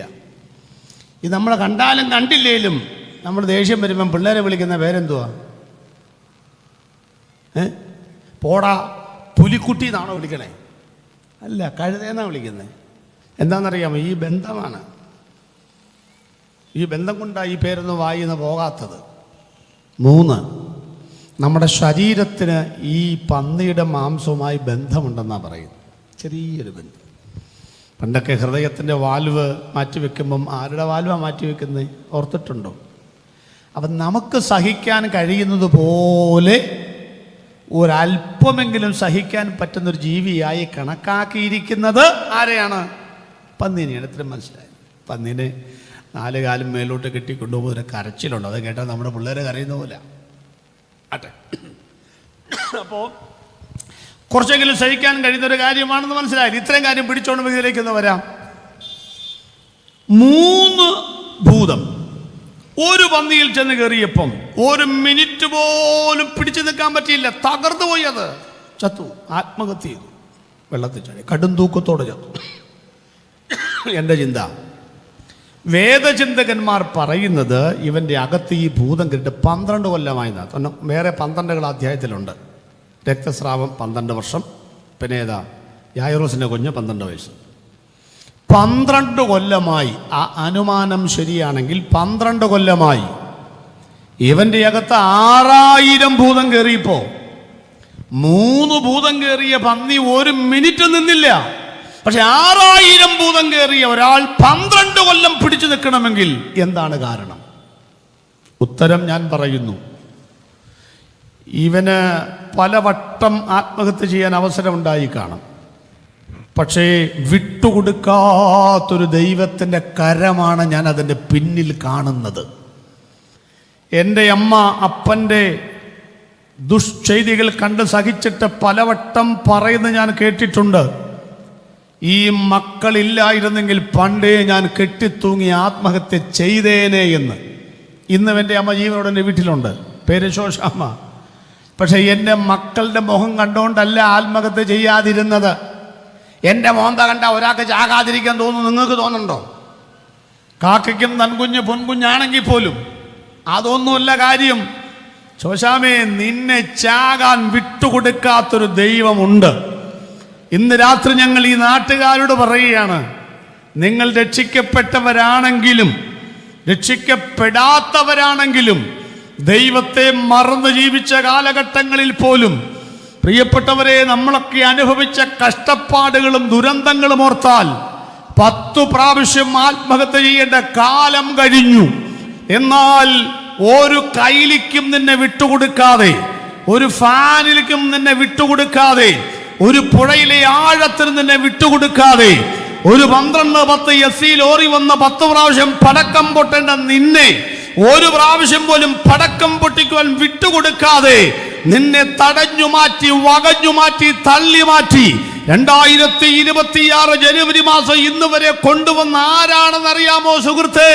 ഞങ്ങൾ വിശ്വസിക്കുന്നു 2026 ഒരു സുവിശേഷ യോഗം ഇവിടെ നടക്കുമെന്നും ആ യോഗത്തിൽ നീ എന്നെ ഇവിടെ കൊണ്ടുവന്നിരുത്തി ദൈവത്തിന്റെ വചനം പ്രസംഗിച്ച് നീയുമായി യേശുവിനെ കണ്ടുമുട്ടുവാൻ ഒരു അപ്പോയിന്റ്മെന്റിന്റെ ദിവസം തമ്പുരാൻ തീരുമാനിച്ചിട്ടുണ്ടായിരുന്നു.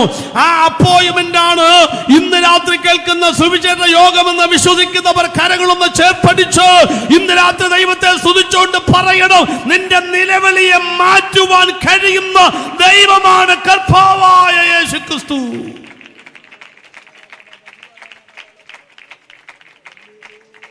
ഒരു ചോദ്യവും കൂടെ, ഭാഷ എന്തോ യേശുവിനെ കണ്ടാ പിന്നെ കരയത്തില്ലയോ? ഇല്ല. ഉറപ്പാണോ? എനിക്കുറപ്പാണ്. അപ്പൊ ഈ പെന്തിക്കോസ്തുകാരൊക്കെ കരയുന്നുണ്ടല്ലോ, അതും ശരിയാണ്. അതെങ്ങനെ ഒത്തുവരും? അത് പറയാം. യേശുവിനെ കാണുന്നതിന് മുൻപ് എവിടെയും കരയുമായിരുന്നു. കാരണം ആരാണ് ഒരു വിടുതൽ തരിക എന്ന് അറിയില്ല. അതുകൊണ്ടാണ് കാണുന്ന കളിമൺ പ്രതിമകൾക്ക് മുൻപിലെല്ലാം വാവിട്ട് കരയുമായിരുന്നു. പക്ഷേ ഒരു കാര്യം പിടികിട്ടി, കയ്യിലുണ്ടായ നാണയത്തൊട്ടുകൾ മുഴുവൻ വലിച്ചെറിഞ്ഞാലും നാണയത്തിൻ്റെ കിലുക്കമല്ലാതെ ഒന്ന് ചിരിക്കാൻ പോലും അവർക്ക് പറ്റത്തില്ലെന്ന് മനസ്സിലായി. പക്ഷെ ഇന്ന് ഞങ്ങൾ കരയുന്നത് സങ്കടം കൊണ്ടല്ല മക്കളെ, സന്തോഷം കൊണ്ടാണ്. ഇന്ന് ഞങ്ങൾ കരയുന്ന യേശുവിൻ്റെ മുമ്പിൽ മാത്രമേ ഞങ്ങൾ കരയത്തുള്ളൂ. യേശുവിനെ കണ്ടുമുട്ടുന്നതിന് മുമ്പ് എവിടെയും കരയും. ആരാ ദൈവമെന്നും ആരാ സഹായിക്കെന്നും അറിയത്തില്ല. പക്ഷെ യേശുവിനെ കണ്ടുമുട്ടിയവർ യേശുവിൻ്റെ അടുക്കൽ മാത്രമേ കരയുന്നുള്ളൂ എന്ന ഉറപ്പ് ലഭിച്ചവരും അതൊരു ഡിക്ലറേഷനായി പ്രഖ്യാപിക്കുവാൻ കഴിയുന്നവരും ഒരിക്കൽ കൂടെ കരം ഒന്ന് വീശിക്കൊണ്ട് ദൈവത്തെ സ്തുതിക്കട്ടെ. യേശുവിനെ കണ്ടെത്തിയവർ യേശുവിന്റെ മുൻപിൽ അല്ലാതെ വേറെ ഒരുപ്പന്റെ മുൻപിലും കരയുകയില്ലെന്ന് കണ്ണുനീർ തുടയ്ക്കുവാൻ കഴിയുന്നൊരു കർത്താവ് ഞങ്ങൾക്കുണ്ട്. അതുകൊണ്ട് ഞാൻ ഒന്നാമത്തെ ഭാഗം വിടുമ്പോൾ പറയട്ടെ, യേശു വന്നതുകൊണ്ട് അവൻ്റെ നിലവിളി മാറി. യേശു വന്നാൽ നമ്മുടെ ജീവിതത്തിലെ നിലവിളികൾ മാറും. കരമുയർത്തി ദൈവത്തിന് സ്തോത്രം ചെയ്യാം. രണ്ടാമത്തെ കാര്യത്തിലേക്ക് വരുന്നത്, യേശു വന്നതുകൊണ്ട് അവൻ്റെ പേര് മാറി. അതാണ് ഇവിടെ പഠിക്കേണ്ട കാര്യമുണ്ട്. ഞങ്ങൾ ഈ മതം മാറ്റമൊന്നും അല്ല കേട്ടോ പ്രസംഗിക്കുന്നത്. നിങ്ങളുടെ പേര് ഏതേലാണെങ്കിൽ അത് അവിടെ തന്നെ കിടന്നോട്ടെ.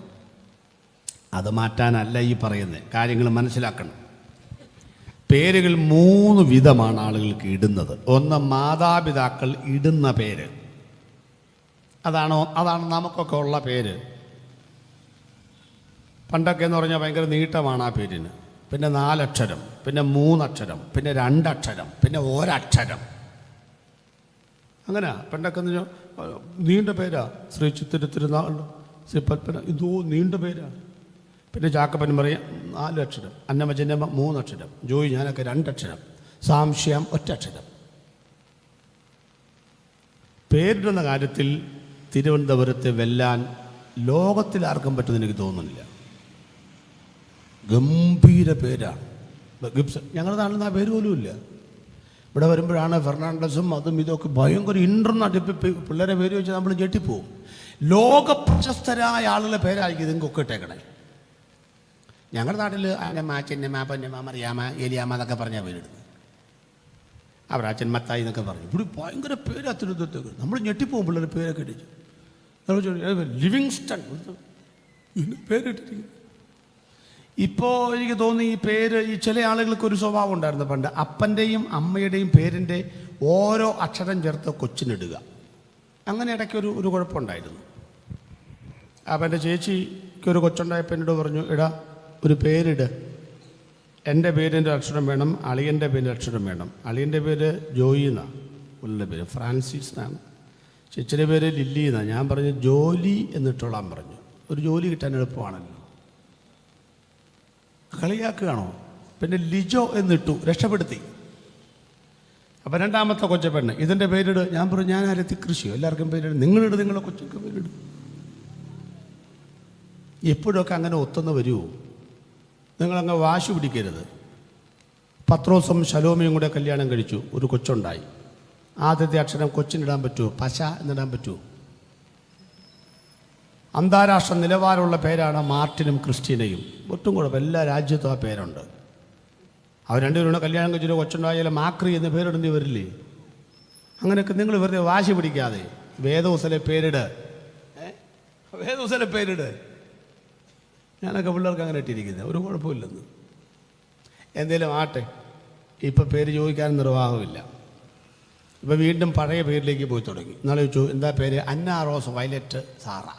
ഒറ്റ പേരാ, ചത്തുപോയ സകല അമ്മച്ചിമാരെയും പേരിട്ടിരിക്കുക. ഇപ്പം ഞാൻ പറഞ്ഞു ഞങ്ങൾ പലരാകും എന്ന് പറയുന്ന വാക്ക് ഇപ്പോഴും മനസ്സിലാകും. ഇട്. ഒന്നാമത്തെ പേര് കാരണന്മാരിട്ട പേര്, ഇഷ്ടമില്ലെങ്കിൽ ഗസറ്റിൽ കൊടുത്ത് മാറ്റ്, അവിടെ കിടക്കട്ടെ, ഞാനൊന്നും മാറ്റിയിട്ടില്ല. രണ്ടാമത്തെ പേര് നിങ്ങൾ പഠിക്കണം. അത് ഈ മാതാപിതാക്കന്മാർ ഇടുന്ന പേരനുസരിച്ച് മര്യാദയ്ക്ക് ജീവിച്ചില്ലെങ്കിൽ നാട്ടുകാർ പേരിടും. അതാണ് രണ്ടാമത്തെ പേര്. എൻ്റെ അപ്പൻ അങ്ങനൊരു പേരുണ്ട് കേട്ടോ. എൻ്റെ അപ്പൻ്റെ പേര് ചാക്കപ്പൻ എന്ന. ഈ നാട്ടിലൊന്നും ആ പേര് കാണത്തില്ല. ചാക്കോ, ചാക്കപ്പൻ. പക്ഷെ ചാക്കപ്പൻ എന്ന് പറഞ്ഞാൽ ഒരു മനുഷ്യനറിയേല. എല്ലായിടത്തും ഇടിയും ബഹളവും തമ്മിത്തല്ലും, ഇടിമിന്നൽ പോലെ ചാടി വീടുന്ന ആളാണ് എൻ്റെ അപ്പൻ. അതുകൊണ്ട് നാട്ടുകാരെ പുള്ളിക്കിട്ട പേര് മിന്നൽ ചാക്കപ്പൻ എന്നാണ്. അപ്പോൾ ചാക്കപ്പൻ എന്ന് പോലും പറയേണ്ട കാര്യമില്ല. അതാണ്ട് മിന്നൽ വരുമെന്ന് പറഞ്ഞാൽ മതി, അതാരായിരിക്കും? അപ്പനായിരിക്കും. ഇരട്ടപ്പേര് എന്നാണ്. ഇരട്ടപ്പേര്. ഈ ഇരട്ടപ്പേരുകാരെ ആ പേര് വിളിക്കുന്നവർക്ക് ഇഷ്ടമല്ല. ആർക്കും ഇഷ്ടമല്ല. ഒരിക്കൽ എങ്ങാണ്ടെന്ന ഒരാൾ പാറപണി പഠിക്കാൻ വേണ്ടി, എൻ്റെ അപ്പൻ എല്ലാത്തിൻ്റെ ആശാനാണ്. എൻ്റെ അപ്പനെ അന്വേഷിച്ച് വേങ്ങൂര് വന്നിറങ്ങി. അപ്പൻ ചായം കുടിച്ചുകൊണ്ട് വരുമ്പോൾ അപ്പനോട് പുള്ളി എന്ന് ചോദിക്കൂ, ചേട്ടാ എന്തോ മിന്നൽ ചാക്കപ്പൻ്റെ വീട് ഏതാണ്? അവന് ഇടിയും മിന്നലും നാദവും അകമ്പടിയായിട്ടുണ്ടായി. പോയി പുല്ലുപോലും മുളച്ചിട്ടില്ല. നാളെ ഞാൻ എൻ്റെ നാട്ടിൽ പറഞ്ഞു, എൻ്റെ നാട്ടിൽ ഞാൻ ചില ഇഷ്ടംപോലെ ആൾ കൂടും, ഒരു കൃപ അത്രയും മതി. അപ്പോൾ ഞാൻ നേരത്തെ ചെല്ലും. എവിടെ ഞാൻ നേരത്തെ ചെല്ലും? എനിക്ക് പ്രസംഗം തുടങ്ങുന്നതിന് 1 മണിക്കൂർ മുമ്പേ സ്ഥലത്ത് ചെല്ലണം. ആദ്യത്തെ പാട്ടൂര് കേൾക്കാനിരിക്കണം. അതൊക്കെ എൻ്റെ സ്വഭാവത്തിൽപ്പെട്ടതാണ്. വിളിക്കുന്നവർ പോലും ചിലപ്പോൾ പറയും 6 മണിക്ക് യോഗം തുടങ്ങും, പാസ് 7:15 വന്നാൽ മതി. എനിക്ക് അവരോടാണ് ദേഷ്യം. ഈ സംഗീതം എന്ന് പറയുന്ന ആളെ കൂട്ടാനുള്ള പണിയല്ല, അതാദ്യം മനസ്സിലാക്കണം. അതൊരു ശുശ്രൂഷയാണ്. ഈ പിള്ളേരൊക്കെ പാടിയ പാട്ട് ഞാൻ ഒരു 25,000 പ്രാവശ്യം കേട്ടിട്ടുണ്ട്. എന്നാലും അതൊരു ശുശ്രൂഷയാണ്. അതിനെ അർഹിക്കുന്ന ഗൗരവത്തോടെ നിങ്ങൾ മനസ്സിലാക്കണം. ആളുകൂടാനുള്ള പണിയല്ലത്. അവർ പോലും സ്വത്രം പറയുന്നില്ല. ഞാൻ അവർക്ക് വേണ്ടിയാണ് പറഞ്ഞു. അവർ എന്നെ നോക്കിയിരിക്കുക. അങ്ങനെയല്ല ഞാൻ ഏതെങ്കിലും മീറ്റം വഴിയോർന്ന് കണ്ടിട്ടുണ്ടോ? ഇല്ല, പറയട്ടെ, പറ്റില്ല. ആട്ടെ, അത്രയൊക്കെ മതി. അപ്പോൾ ഒരു ഓഡിറ്റോറിയത്തിൽ ഞാനാ പ്രസംഗിക്കുന്നത്. അപ്പോൾ ഒരു പയ്യൻ കസേരയിട്ടിരിക്കും. അപ്പം ഞാൻ ചെന്ന് ഇറങ്ങിയപ്പം പാസേ പ്രൈസിലോട്ട് അവൻ്റെ അപ്പൻ. അപ്പോൾ അവൻ ചോദിച്ചു, ആരാ പപ്പ? പറഞ്ഞു, എടോ ഇതാണ് ജോയി പാറയ്ക്കൽ. അതാരാ? ഇന്ന് പ്രസംഗിക്കുന്നയാള്. ഓ ശരി, നീ അറിയത്തില്ലേ? ഇല്ല. എടാ നമ്മുടെ ചാക്കപ്പൻ ചേട്ടൻ. അതാരാ? അവനറിയത്തില്ല. പക്ഷേ അവിടെ ഒരുവിധം അറിയാവുന്ന പിള്ളേർക്കൊക്കെ മിന്നൽ ചാക്കപ്പൻ എന്നുള്ള പേരറിയാം. അപ്പം നമ്മൾ വീരപ്പനെ കണ്ടിട്ടുണ്ടോ? ഇല്ല. പക്ഷേ ആളെ കേട്ടിട്ടില്ലേ എന്ന് പറഞ്ഞോല്ലേ. അപ്പോൾ പറഞ്ഞു, അതാരാ? എടാ ഈ ഫാസോട് തൊട്ടപ്പുറത്ത് ആ മകളാസ് ഇപ്പുറത്ത് കിടന്ന വീട്ടിൽ. അവനറിയത്തില്ല. അപ്പം ഇയാൾക്ക് പറയണമെന്നുണ്ട്. എന്തോന്ന്? ഞാൻ മിന്നലിൻ്റെ ഞാൻ നിൽക്കണ പുള്ളിക്ക് ഇങ്ങനെ പ്ലാസ്റ്റിക് പോലെ ഉരുകുക. ഞാൻ പറഞ്ഞു, മോനെ നീ മിന്നൽ ചാക്കപ്പനെ കുറിച്ചൊക്കെ പിന്നെ അതെന്നെ മോനാണ് ഞാൻ. അന്നത് പറയണ്ടേ? അപ്പോൾ മോൻ്റെ അപ്പം പറയോ, ഞാനെങ്ങനെ പറയുന്നത് കരുതിയ? ഇതാണ് പ്രശ്നം. എൻ്റെ അപ്പൻ മരിച്ചിട്ട് 30 കൊല്ലമായി. പാസ്സായിട്ടാ മരിച്ചേ. പക്ഷെ നാട്ടുകാരിട്ട പേര് ഇതുവരെ അറിയിട്ടില്ല. ഇത് മനസ്സിലായി നിങ്ങൾക്ക്? നാട്ടുകാർ നിങ്ങൾക്കൊരു പേരിട്ടാൽ മാറുമെന്ന് സ്വപ്നത്തിൽ വിചാരിക്കേണ്ട. ആഞ്ഞിലി മരം നിൽക്കുന്ന പറമ്പിന് ആൾക്കാരിട്ട പേരാണ് ആഞ്ഞിലിക്കുടി അവറാച്ചൻ. മോൾക്ക് വിവാഹപ്രായം എത്തിയപ്പോൾ ആഞ്ഞിലി വെട്ടി കുറ്റി അവിടെ പറഞ്ഞു, കുറ്റി ആഞ്ഞിലിക്കുടി അവറാച്ചൻ. അതിലേ പോയി ഒരു JCB കൊണ്ട് ആ കുറ്റി അങ്ങോട്ട് കുഴിച്ചു മാറ്റി പറഞ്ഞു, കുഴിയാഞ്ഞിലിക്കുടി അവറാച്ചൻ. കുഴിയുണ്ട് അവിടെ. എൻ്റെ ബംഗാളിയെ വിളിച്ച കുഴി മൂടിയപ്പോഴും നാട്ടുകാർ വിട്ടിട്ടില്ല. എപ്പോഴും കുഴിമൂടി ആഞ്ഞിലി കുടി അവരുടെ അച്ഛൻ പേര് മാറ്റിയിട്ടില്ല. നാട്ടുകാർ തന്നെ കള്ളനോ മോശപ്പെട്ടവരൊക്കെ കണ്ടാ പേര് മാറ്റത്തില്ല. അതാ കോടാലി ശ്രീധരൻ, കോടാലിയുടെ ആണോ അത് നടക്കുന്നത്? അതെ, അതുകൊണ്ടാ. വെട്ടുകത്തി സുരേഷ് അമ്പലത്തിലിട്ട പേരാണോ? അല്ല, നാട്ടുകാരിട്ട പേരാ. എല്ലാം മനസ്സിലാകുന്നുണ്ടോ?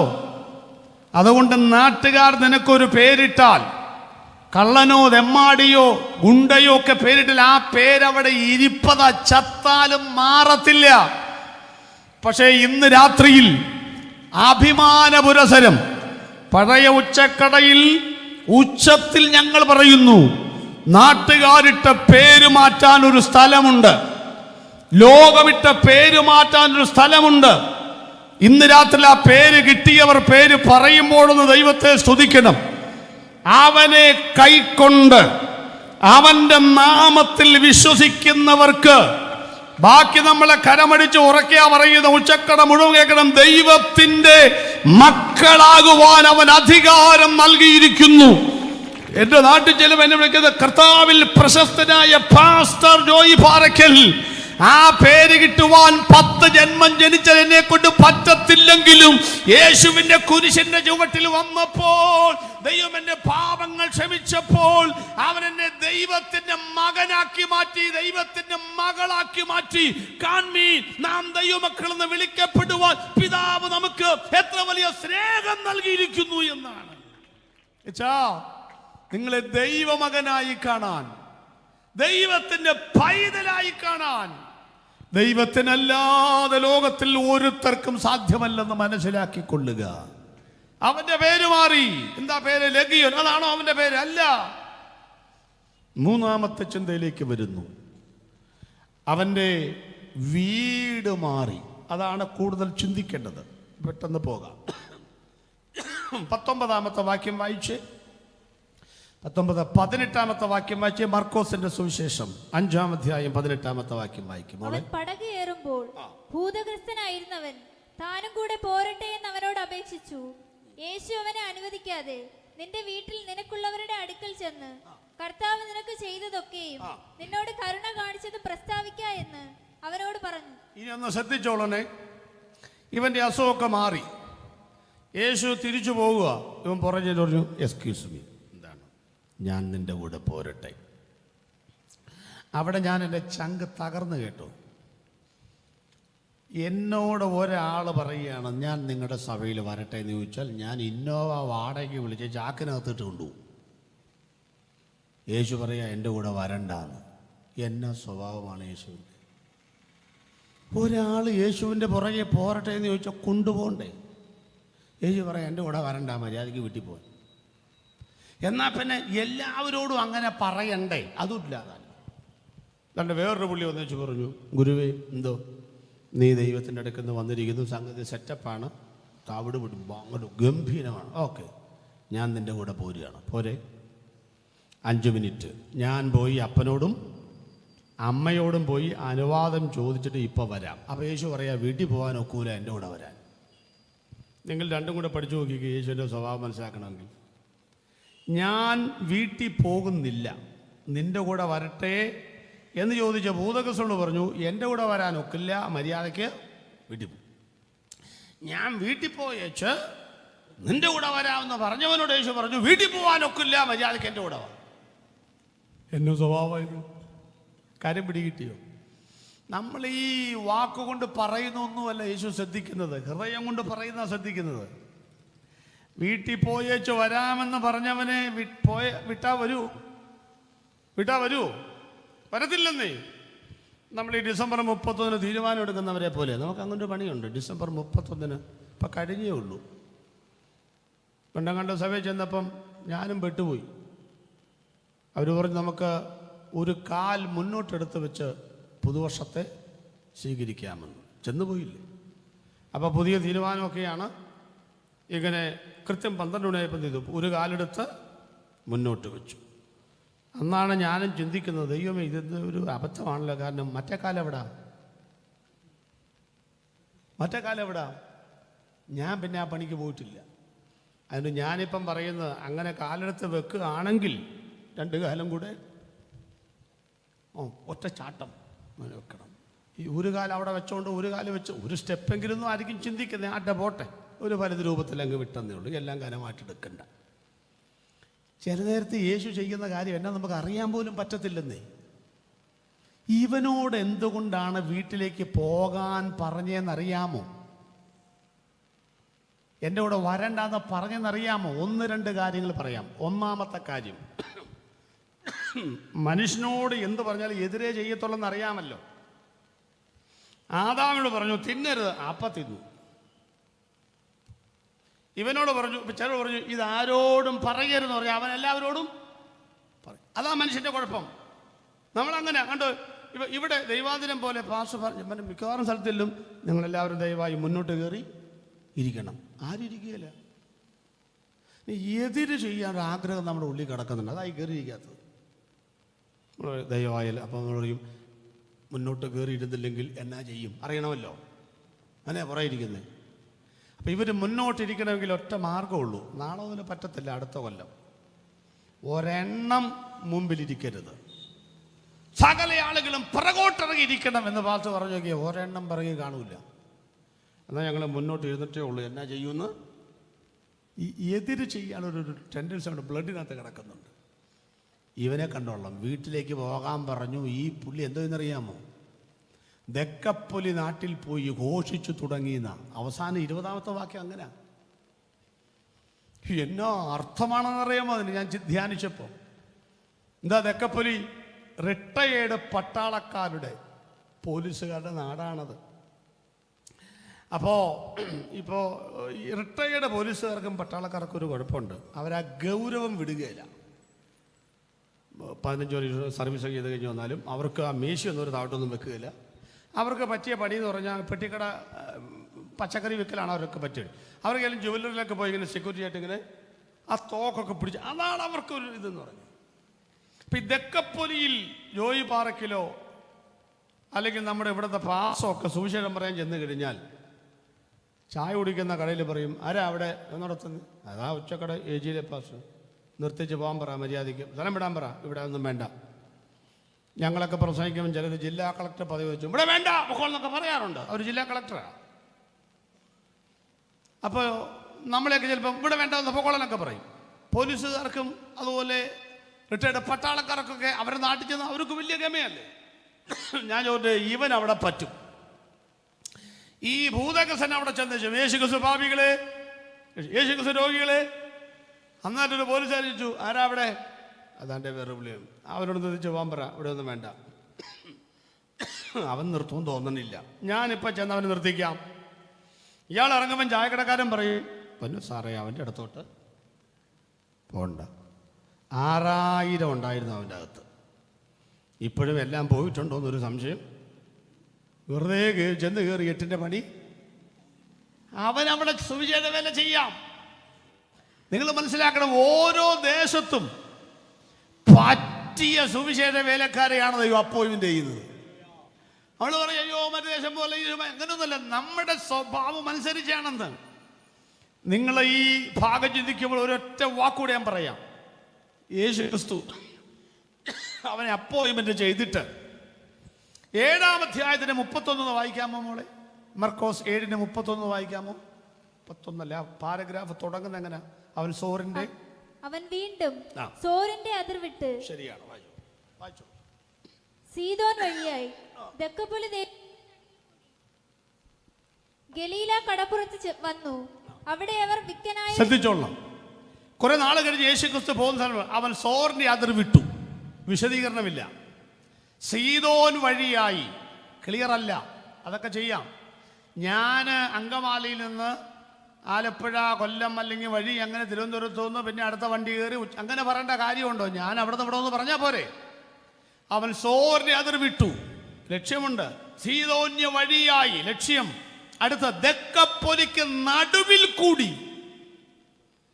മറ്റ് 2 സ്ഥലവും അതിര. ഇത് നടുവിൽ എന്നാന്നറിയാമോ?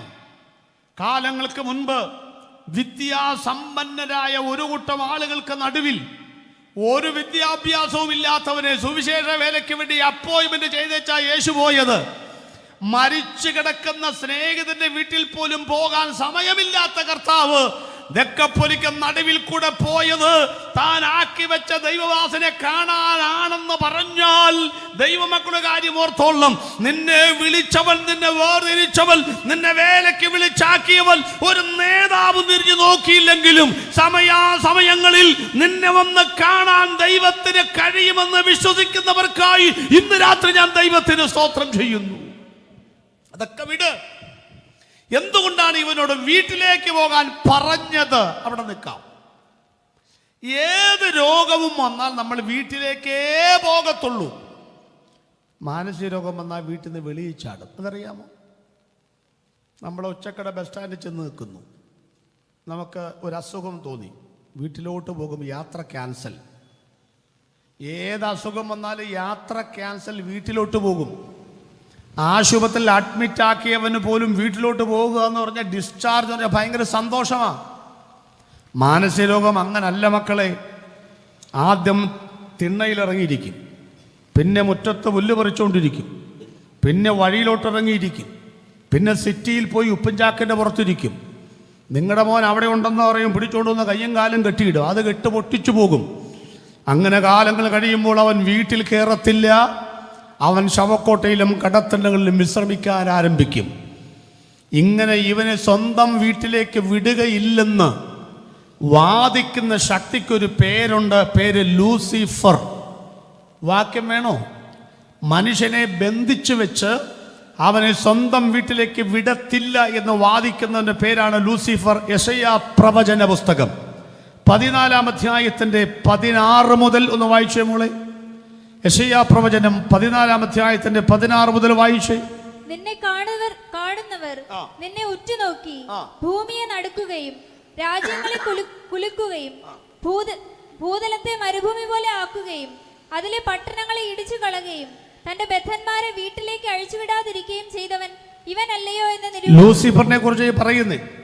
രാജ്യങ്ങളെ പിടിച്ചടക്കും, ഭൂതലങ്ങളെ നശിപ്പിക്കും, പട്ടണങ്ങളെ നശിപ്പിക്കും, തൻ്റെ ബദ്ധന്മാരെ വീട്ടിലേക്ക് അഴിച്ചു വിടാതിരിക്കുകയും ചെയ്തവൻ ഇവനല്ലയോ? അപ്പൊ ഇവനെ വീട്ടിലേക്ക് അഴിച്ചു വിട്ടാൽ ഇവന് ഒരു വീടേ കിട്ടത്തുള്ളൂ, 6000 ഭൂതങ്ങളുടെ കോളനി നഷ്ടപ്പെടും. അപ്പൊ ഇവനെ വീട്ടിലേക്ക് വിടത്തില്ലെന്ന് വാദിച്ചു നിൽക്കുന്ന ആരാ? ലൂസിഫറാണ്. ഒരു കൽപ്പണിക്കാരൻ 1000 രൂപ, 1250 രൂപ, നിന്നെയും വീട്ടിൽ കയറ്റത്തില്ല, നിന്റെ പൈസയും കയറത്തില്ല, വഴി കിടക്കുക. നിങ്ങളെ സ്വർഗരാജ്യത്തിലെ വീട്ടിലേക്ക് പ്രവേശിപ്പിക്കത്തില്ലെന്ന് വാദിച്ചു നിൽക്കുന്ന ശക്തിയുടെ പേരാണ് ലൂസിഫർ. ഞാൻ ചോദിക്കട്ടെ, ഇപ്പൊ തെരഞ്ഞെടുപ്പ് കഴിഞ്ഞു, ചായക്കട ചൊല്ല്, 4-ാം ക്ലാസ്സിൽ പഠിച്ച അച്ചായന്മാര്, 2-ാം ക്ലാസ്സിൽ പഠിച്ചവര് അന്താരാഷ്ട്ര നിലവാരമുള്ള കാര്യങ്ങൾ സംസാരിക്കും. 1-ാം ലോക മഹായുദ്ധം, 2-ാം ലോക മഹായുദ്ധം, 10.5 കൊല്ലം യുദ്ധം ചെയ്ത ഇറാനും ഇറാഖും തമ്മിൽ, സ്കഡ് മിസൈല്, പേട്രിയറ്റ് മിസൈല്, പരിസ്ഥിതി ലോല പ്രദേശങ്ങൾ, ഡൊണാൾഡ് ട്രംപ്, വ്ളാഡിമിർ സെലസ്കി അല്ലെങ്കിൽ പുടിൻ, ഇതൊക്കെ പറയാൻ ഇഷ്ടം പോലെ ആൾക്കറിയാം. 140 നിയമസഭാ മണ്ഡലത്തിലെ നേതാക്കന്മാരുടെ പേര് പറയാൻ ഇവിടുത്തെ 2-ാം ക്ലാസ്സുകാർക്കറിയാം. എൻ്റെ ചോദ്യം ഇതാണ്, ഇവിടുത്തെ 2-ാം ക്ലാസ്സുകാർക്കും പള്ളിക്കൂടത്തിൽ പോയിട്ടില്ലാത്ത അപ്പച്ചന്മാർക്കൊക്കെ രാഷ്ട്രീയ പ്രബുദ്ധതയുണ്ടെങ്കിൽ, ഈ ലോകപരമായ കാര്യങ്ങളൊക്കെ പറയാൻ അറിവുണ്ടെങ്കിൽ, എന്തുകൊണ്ടാണ് ഞങ്ങൾ പറയുന്ന സുവിശേഷം മാത്രം നിങ്ങളുടെ തലയ്ക്കകത്ത് കയറാത്തത്? ഉത്തരം ഉത്തരം ഉത്തരം എന്നാന്നറിയാമോ? ഈ തേജസ്സുള്ള സുവിശേഷത്തിന്റെ മർമ്മം നിങ്ങളുടെ അകത്ത് കയറാതിരിക്കുവാൻ ഈ ലോകത്തിന്റെ ദൈവം അവിശ്വാസിന്റെ മനസ്സിനെ കുരുടാക്കിയിരിക്കുന്നു. ഇന്ന് രാത്രി കെട്ടുപൊട്ടേണ്ടത് ഗ്രൗണ്ടിനകത്തല്ല, ഈ ശബ്ദത്തിന്റെ 10 കിലോമീറ്റർ സറൗണ്ടിനകത്ത് നാളുകളായി സുവിശേഷം കേട്ടിട്ടും അകത്ത് കയറാതെ ബന്ധിച്ചു വച്ചിരിക്കുന്ന ബന്ധനങ്ങളെ ഇന്ന് രാത്രിയിൽ ഈ പന്തലിനകത്ത് വെച്ച്, ഈ ഗ്രൗണ്ടിനകത്ത് വെച്ച് ആരാധിച്ച് അവന്റെ കെട്ടുപൊട്ടിക്കുവാൻ കഴിയുന്ന അഭിഷക്തന്മാരുണ്ടെങ്കിൽ ഇന്ന് രാത്രി ദൈവത്തെ തുതിച്ചോളണം. അവൻ വീട്ടിലേക്ക് കയറട്ടെ. യേശു പറയാണ്, മോനെ നീ എൻ്റെ കൂടെ വരണ്ട. നിന്നെ 12 വർഷമായി വീട്ടിൽ കയറ്റത്തില്ലെന്ന് വാദിച്ച ലൂസിഫറിന്റെ കെട്ട് ഞാൻ പൊട്ടിച്ചു. നീ വീട്ടിൽ കയറ, തടുക്കുന്നത് ആരാണെന്ന് ഞാനൊന്ന് കാണട്ടെ എന്നല്ലേ ആ പറഞ്ഞതിനർത്ഥം? യേശു ആ കെട്ട് പൊട്ടിച്ചതും കൂടെ പറഞ്ഞ് ഞാൻ പ്രാർത്ഥിക്കാൻ പോവുകയാണ്. മർക്കോസ് 5:8. മർക്കോസ് 5:8 വായിച്ചു. അശുദ്ധാത്മാവേ ഈ മനുഷ്യനെ വിട്ട് പുറപ്പെട്ടു പോക എന്ന് യേശു കൽപ്പിച്ചിരുന്നു. അശുദ്ധാത്മാവേ ഈ മനുഷ്യനെ വിട്ട് പുറപ്പെട്ടു പോകുന്ന യേശു കൽപ്പിച്ചിരുന്നു. ശ്രദ്ധിച്ചോളൂ, കൽപ്പിച്ചിരുന്നു എന്നല്ലേ അവിടെ വായിച്ചത്? എപ്പോ കൽപ്പിച്ചു? 1-ാമത്തെ വാക്യം മുതൽ 7-ാമത്തെ വാക്യം വരെ യേശു കൽപ്പിച്ചിട്ടേ ഇല്ല. വായിച്ചു നോക്കിക്കോ, അങ്ങനെ സംഭവമില്ല അവിടെ. എപ്പോഴാ കൽപ്പിച്ചേ? അശുദ്ധാത്മാവേ ഈ മനുഷ്യനെ വിട്ട് പുറപ്പെട്ടു പോക എന്ന് യേശു എപ്പോഴാ കൽപ്പിച്ചേ? 4:38 കൽപ്പിച്ചത്. അതൊന്ന് വായിച്ചേ. 4:38. അവൻ അമരത്ത് തലയണ വെച്ച് ഉറങ്ങുകയായിരുന്നു. അവർ അവനെ ഉണർത്തി, ഗുരു, ഞങ്ങൾ നശിച്ചു പോകുന്നതിൽ നിനക്ക് വിചാരമില്ലയോ എന്ന് പറഞ്ഞു. അവൻ എഴുന്നേറ്റ് കാറ്റിനെ ശാസിച്ചു, കടലിനോട് അനങ്ങാതിരിക്കാം. 2 വാക്കുകൾ പറയാം. ഇനി മോളെ ബൈബിളം കടച്ചോ. ഇനി ഞാൻ വാക്യം വായിപ്പിക്കുന്നില്ല. യേശു അമരത്തെ തലയണ വെച്ച് ഉറങ്ങുമ്പോൾ ഒന്നുകൂടെ ചിന്തിക്കണേ. പടകിനകത്ത് യേശു കേറിയ മാത്രയിൽ തന്നെ പകർന്ന തൈലം പോലെയുള്ള അവൻ്റെ നാമത്തിൻ്റെ സുഗന്ധം തെന്നിക്കാറ്റും വടതിക്കാറ്റും അക്കരെ എത്തിച്ചു കാണും. ദുർഗന്ധം വമിച്ചു കിടക്കുന്ന ഗദരദേശത്തെ ഭൂതങ്ങൾ മൂക്കിനകത്തോട്ട് പകർന്ന നാമം അതിൻ്റെ സുഗന്ധം കയറിയപ്പം പൊങ്ങി നോക്കി ആരാ വരുന്നതെന്ന് നോക്കിയപ്പം യേശുക്രിസ്തു ഗദരദേശത്തേക്ക് വരുന്നു. ഇവൻ ഇവിടെ കാലുകുത്തിയാൽ ഞങ്ങൾ മൂക്കും കുത്തി കടലിൽ പോകണമെന്ന് അവൻ അറിയാം. യേശുവിനെ എങ്ങനെ നശിപ്പിക്കാമെന്ന് ചിന്തിച്ചിരിക്കുമ്പോൾ യേശു ഉറങ്ങാൻ തുടങ്ങി. ഉറങ്ങിയ തക്കം നോക്കി അടി ഇളകുമാറ് അലകൾ ഇളക്കിക്കൊണ്ട് ആഞ്ഞാഞ്ഞടിക്കുന്ന പ്രചണ്ഡവാതകം പോലെ തിരമാലകളെ ഉണർത്തി പടകിനെ അട്ടിമറിച്ചു. കരുത്തുറ്റ ശിഷ്യന്മാർ പങ്കായം കൊണ്ട് ഈ തിരമാലയെ മറികടക്കുവാൻ കഴിയത്തില്ലെന്ന് വന്നപ്പോൾ അവർ പങ്കായം താഴെ വെച്ചിട്ട് ഒറ്റ സ്വരത്തിൽ വിളിച്ചു, യേശുവേ, ഞങ്ങൾ നശിച്ചു പോകുന്ന നിനക്ക് വിചാരമില്ലയോ? തിരമാലകൾക്ക് ഉണർത്തുവാൻ കഴിയാത്ത യേശു ശിഷ്യന്മാർ ഒരു മനസ്സോടെ നിലവിളിച്ചപ്പോൾ ചാടി എഴുന്നേറ്റു. 2 കൂട്ടരോട് 2 ശൈലിയിൽ പറയുന്നത്. ഒന്ന്, ആദ്യം കണ്ണു തുറന്നപ്പോൾ കണ്ടത് കടൽ. കടലോട് പറഞ്ഞു, എന്താണ് ഇത്ര ബഹളം? ഞാൻ 5000 പേർക്ക് ഭക്ഷണമൊക്കെ കൊടുത്തു കഴിഞ്ഞ് വിശ്രമിക്കാൻ വന്നപ്പം ഭൂതഗ്രസ്തന്റെ കരച്ചിൽ കേട്ടിട്ട് ഒന്ന് അക്കരെ ചെന്നവനെ വിടുവിച്ച് തിരിച്ചു വരാൻ പോകുകയല്ലേ? ക്ഷീണം കൊണ്ട് മയങ്ങിയതല്ലേ? അമ്മത്തൊട്ടിൽ ആട്ടുന്ന പോലെ സാവധാനത്തിൽ ഒന്നാട്ടിയ പോരെ, എന്തിനാ എത്ര ബഹളം? കടൽ പറഞ്ഞു, ഞങ്ങളല്ല കുഴപ്പം, ഞങ്ങളല്ല കുഴപ്പം, ഞങ്ങൾ കനകാതിരിക്കാൻ തോന്നി, ഞങ്ങൾ അമ്മത്തൊട്ടിൽ ആട്ടുന്ന പോലെയൊക്കെ സാവധാനം ആട്ടിയതാ. പക്ഷെ ഇവനങ്ങോട്ട് കയറി ഈശാനുവകരെ അടിച്ചു കളഞ്ഞില്ലേ? ഞാൻ അറിയാതെ കാറ്റുകൾ പിടിച്ചു നിൽക്കുന്ന ദൂതന്മാരെ മറികടന്ന് എൻ്റെ പടകനെ മുക്കാൻ വന്ന അനധികൃതമായ ഈശാനുകൂലം കാറ്റിന്റെ പിന്നിൽ വ്യാപരിക്കുന്ന ശക്തി എന്താണെന്നറിയാൻ അവൻ അകം കണ്ണ് തുറന്ന് കാറ്റിന് പിറകെ നോക്കിയപ്പോൾ 6000 ഭൂതശക്തികൾ ചിരിച്ചോണ്ട് അട്ടഹസിച്ചോണ്ട് നിൽക്കുന്നു. അടുത്ത പദം നിങ്ങൾ കടലിനോട് പറഞ്ഞു, അനങ്ങാതിരിക്കുക. സംഗതി മനസ്സിലായി. കാറ്റിനോട് പറഞ്ഞു, ശാസിച്ചു. നിങ്ങൾക്കറിയാമല്ലോ എവിടാ ശാസിക്കുന്നേ? പൈശാചിക ശക്തികൾക്ക് നേരെയാണ് നമ്മൾ ശാസിക്കുന്നത്. 6000 ഭൂതങ്ങൾക്ക് നേരെ പടകിൽ നിന്ന് എഴുന്നേറ്റ പാടെ യേശു ശാസിച്ചു. ദൂത് പിടിച്ചു വെച്ചോണ്ട് ദൈവത്തെ ആരാധിക്കാൻ തയ്യാറാകണം. കടലിൽ യേശു ശാസിച്ച സെക്കൻഡിൽ കരയിൽ 6000 കെട്ടുപൊട്ടി. ഒന്നുകൂടെ പറയുകയാണ്, കടലിൽ യേശു ശാസിച്ച സെക്കൻഡിൽ കരയിൽ 6000 കെട്ടുപൊട്ടി. എൻ്റെ ദാസന് സുഖമില്ല, നീ പൊയ്ക്കോളാൻ പറഞ്ഞു. അവൻ പോകുമ്പോൾ ദാസൻ വന്നിച്ചു പറഞ്ഞു, നിന്റെ മകൻ ജീവിച്ചിരിക്കുന്നു. എപ്പോൾ സംഭവിച്ചു? ഇന്നലെ 7 മണിക്കാണ് യേശു പറഞ്ഞത്, നിന്റെ മകൻ ജീവിച്ചിരിക്കുന്നു.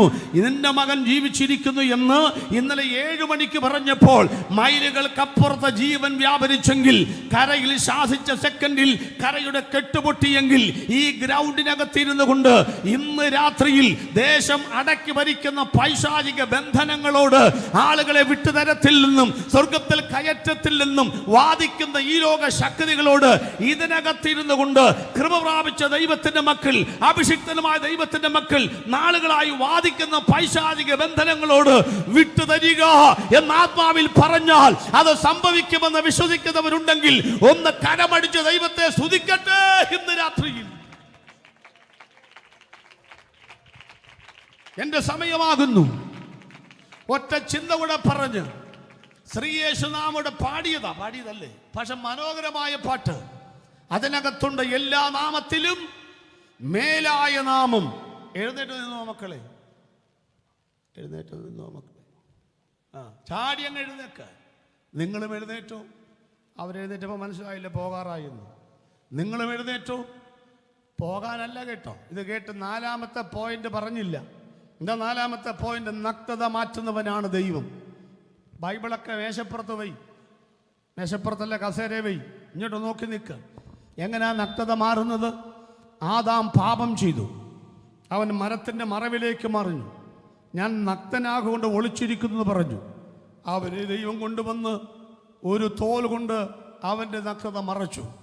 എങ്കിലും ഈ മരത്തെ, മനുഷ്യൻ ആശ്രയിച്ച ഈ മരത്തെ ഒന്ന് ഒഴിവാക്കാൻ ദൈവം തീരുമാനിച്ചു. എങ്കിലല്ലേ മരത്തിൻ്റെ മറവിൽ നിന്ന് മനുഷ്യനെ കൊണ്ടുവരാൻ പറ്റത്തുള്ളൂ. 4000 കൊല്ലം കൊണ്ട് 41 രാജാക്കന്മാരെയും 18 ന്യായാധിപന്മാരെയും കാലഘട്ടത്തിൻ്റെ യുഗപ്രഭാവ വീരന്മാരായ ഭക്ത ശിരോമണികളെയും മഹാപുരോഹിതന്മാരെയും പ്രവാചകന്മാരെയും അയച്ച് ഈ പാപമെന്ന വടവൃക്ഷത്തിൻ്റെ സകല കൊമ്പുകളും വെട്ടിമാറ്റി. ഇനി മരത്തെ വെട്ടിമുറിച്ച് 8 അടി നീളവും 4 അടി വീതിയുമുള്ള ഒരു പച്ച പൈൻമര കുരിശാക്കണമെങ്കിൽ ഒരു മരാശാരിക്ക് മാത്രമേ പറ്റത്തുള്ളൂ. ഒരുപക്ഷെ ലോകത്തിൽ ഏത് രാജ്യത്തിൻ്റെയും പ്രസിഡന്റായിട്ട് വേണമെങ്കിൽ ജനിക്കുവാൻ കഴിവുള്ളവൻ ജനിച്ചത് ഒരാശാരിയായിട്ടാണ്. 3 പതിറ്റാണ്ട് കൊണ്ട് പണി പഠിച്ചു.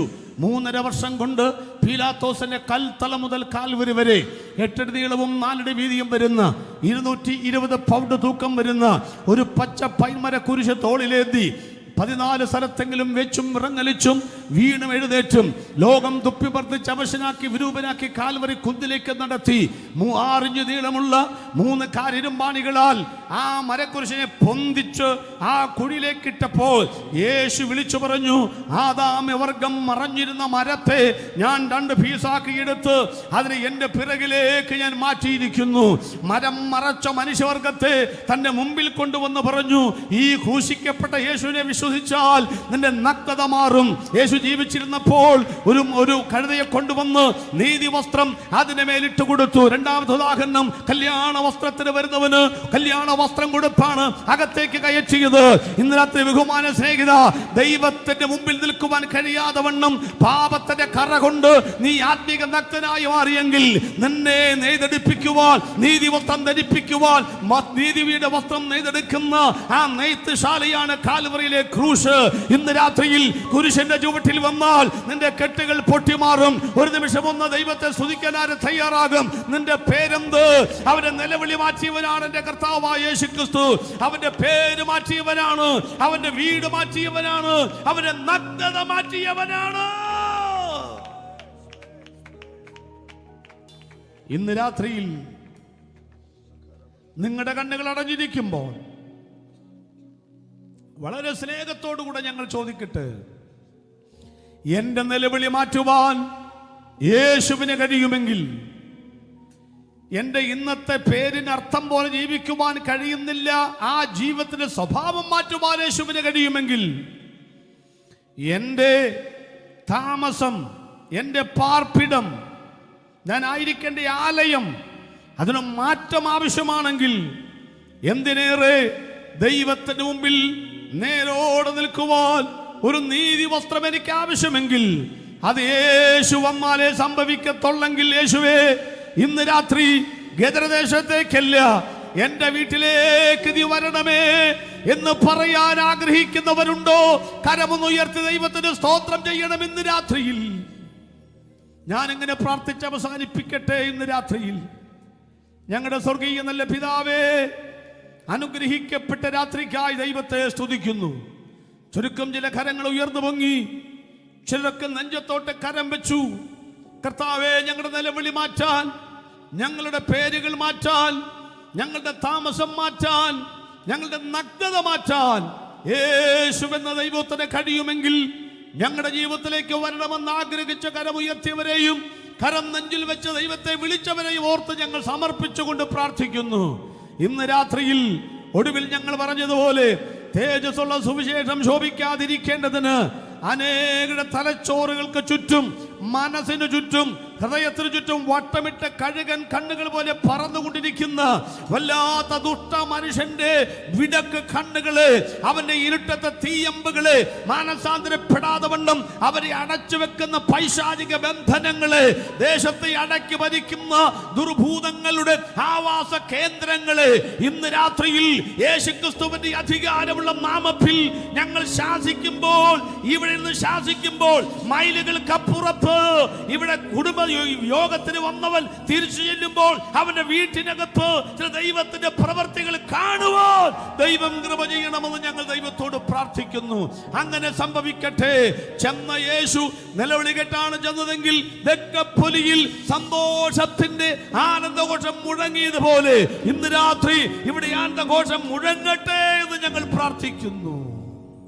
യേശുക്രിസ്തുവിന്റെ വിലയേറിയ നാമത്തിൽ അപേക്ഷിക്കുന്നത് കരുണയോടെ കേൾക്കണമേ സ്വർഗീയ നല്ല പിതാവേ.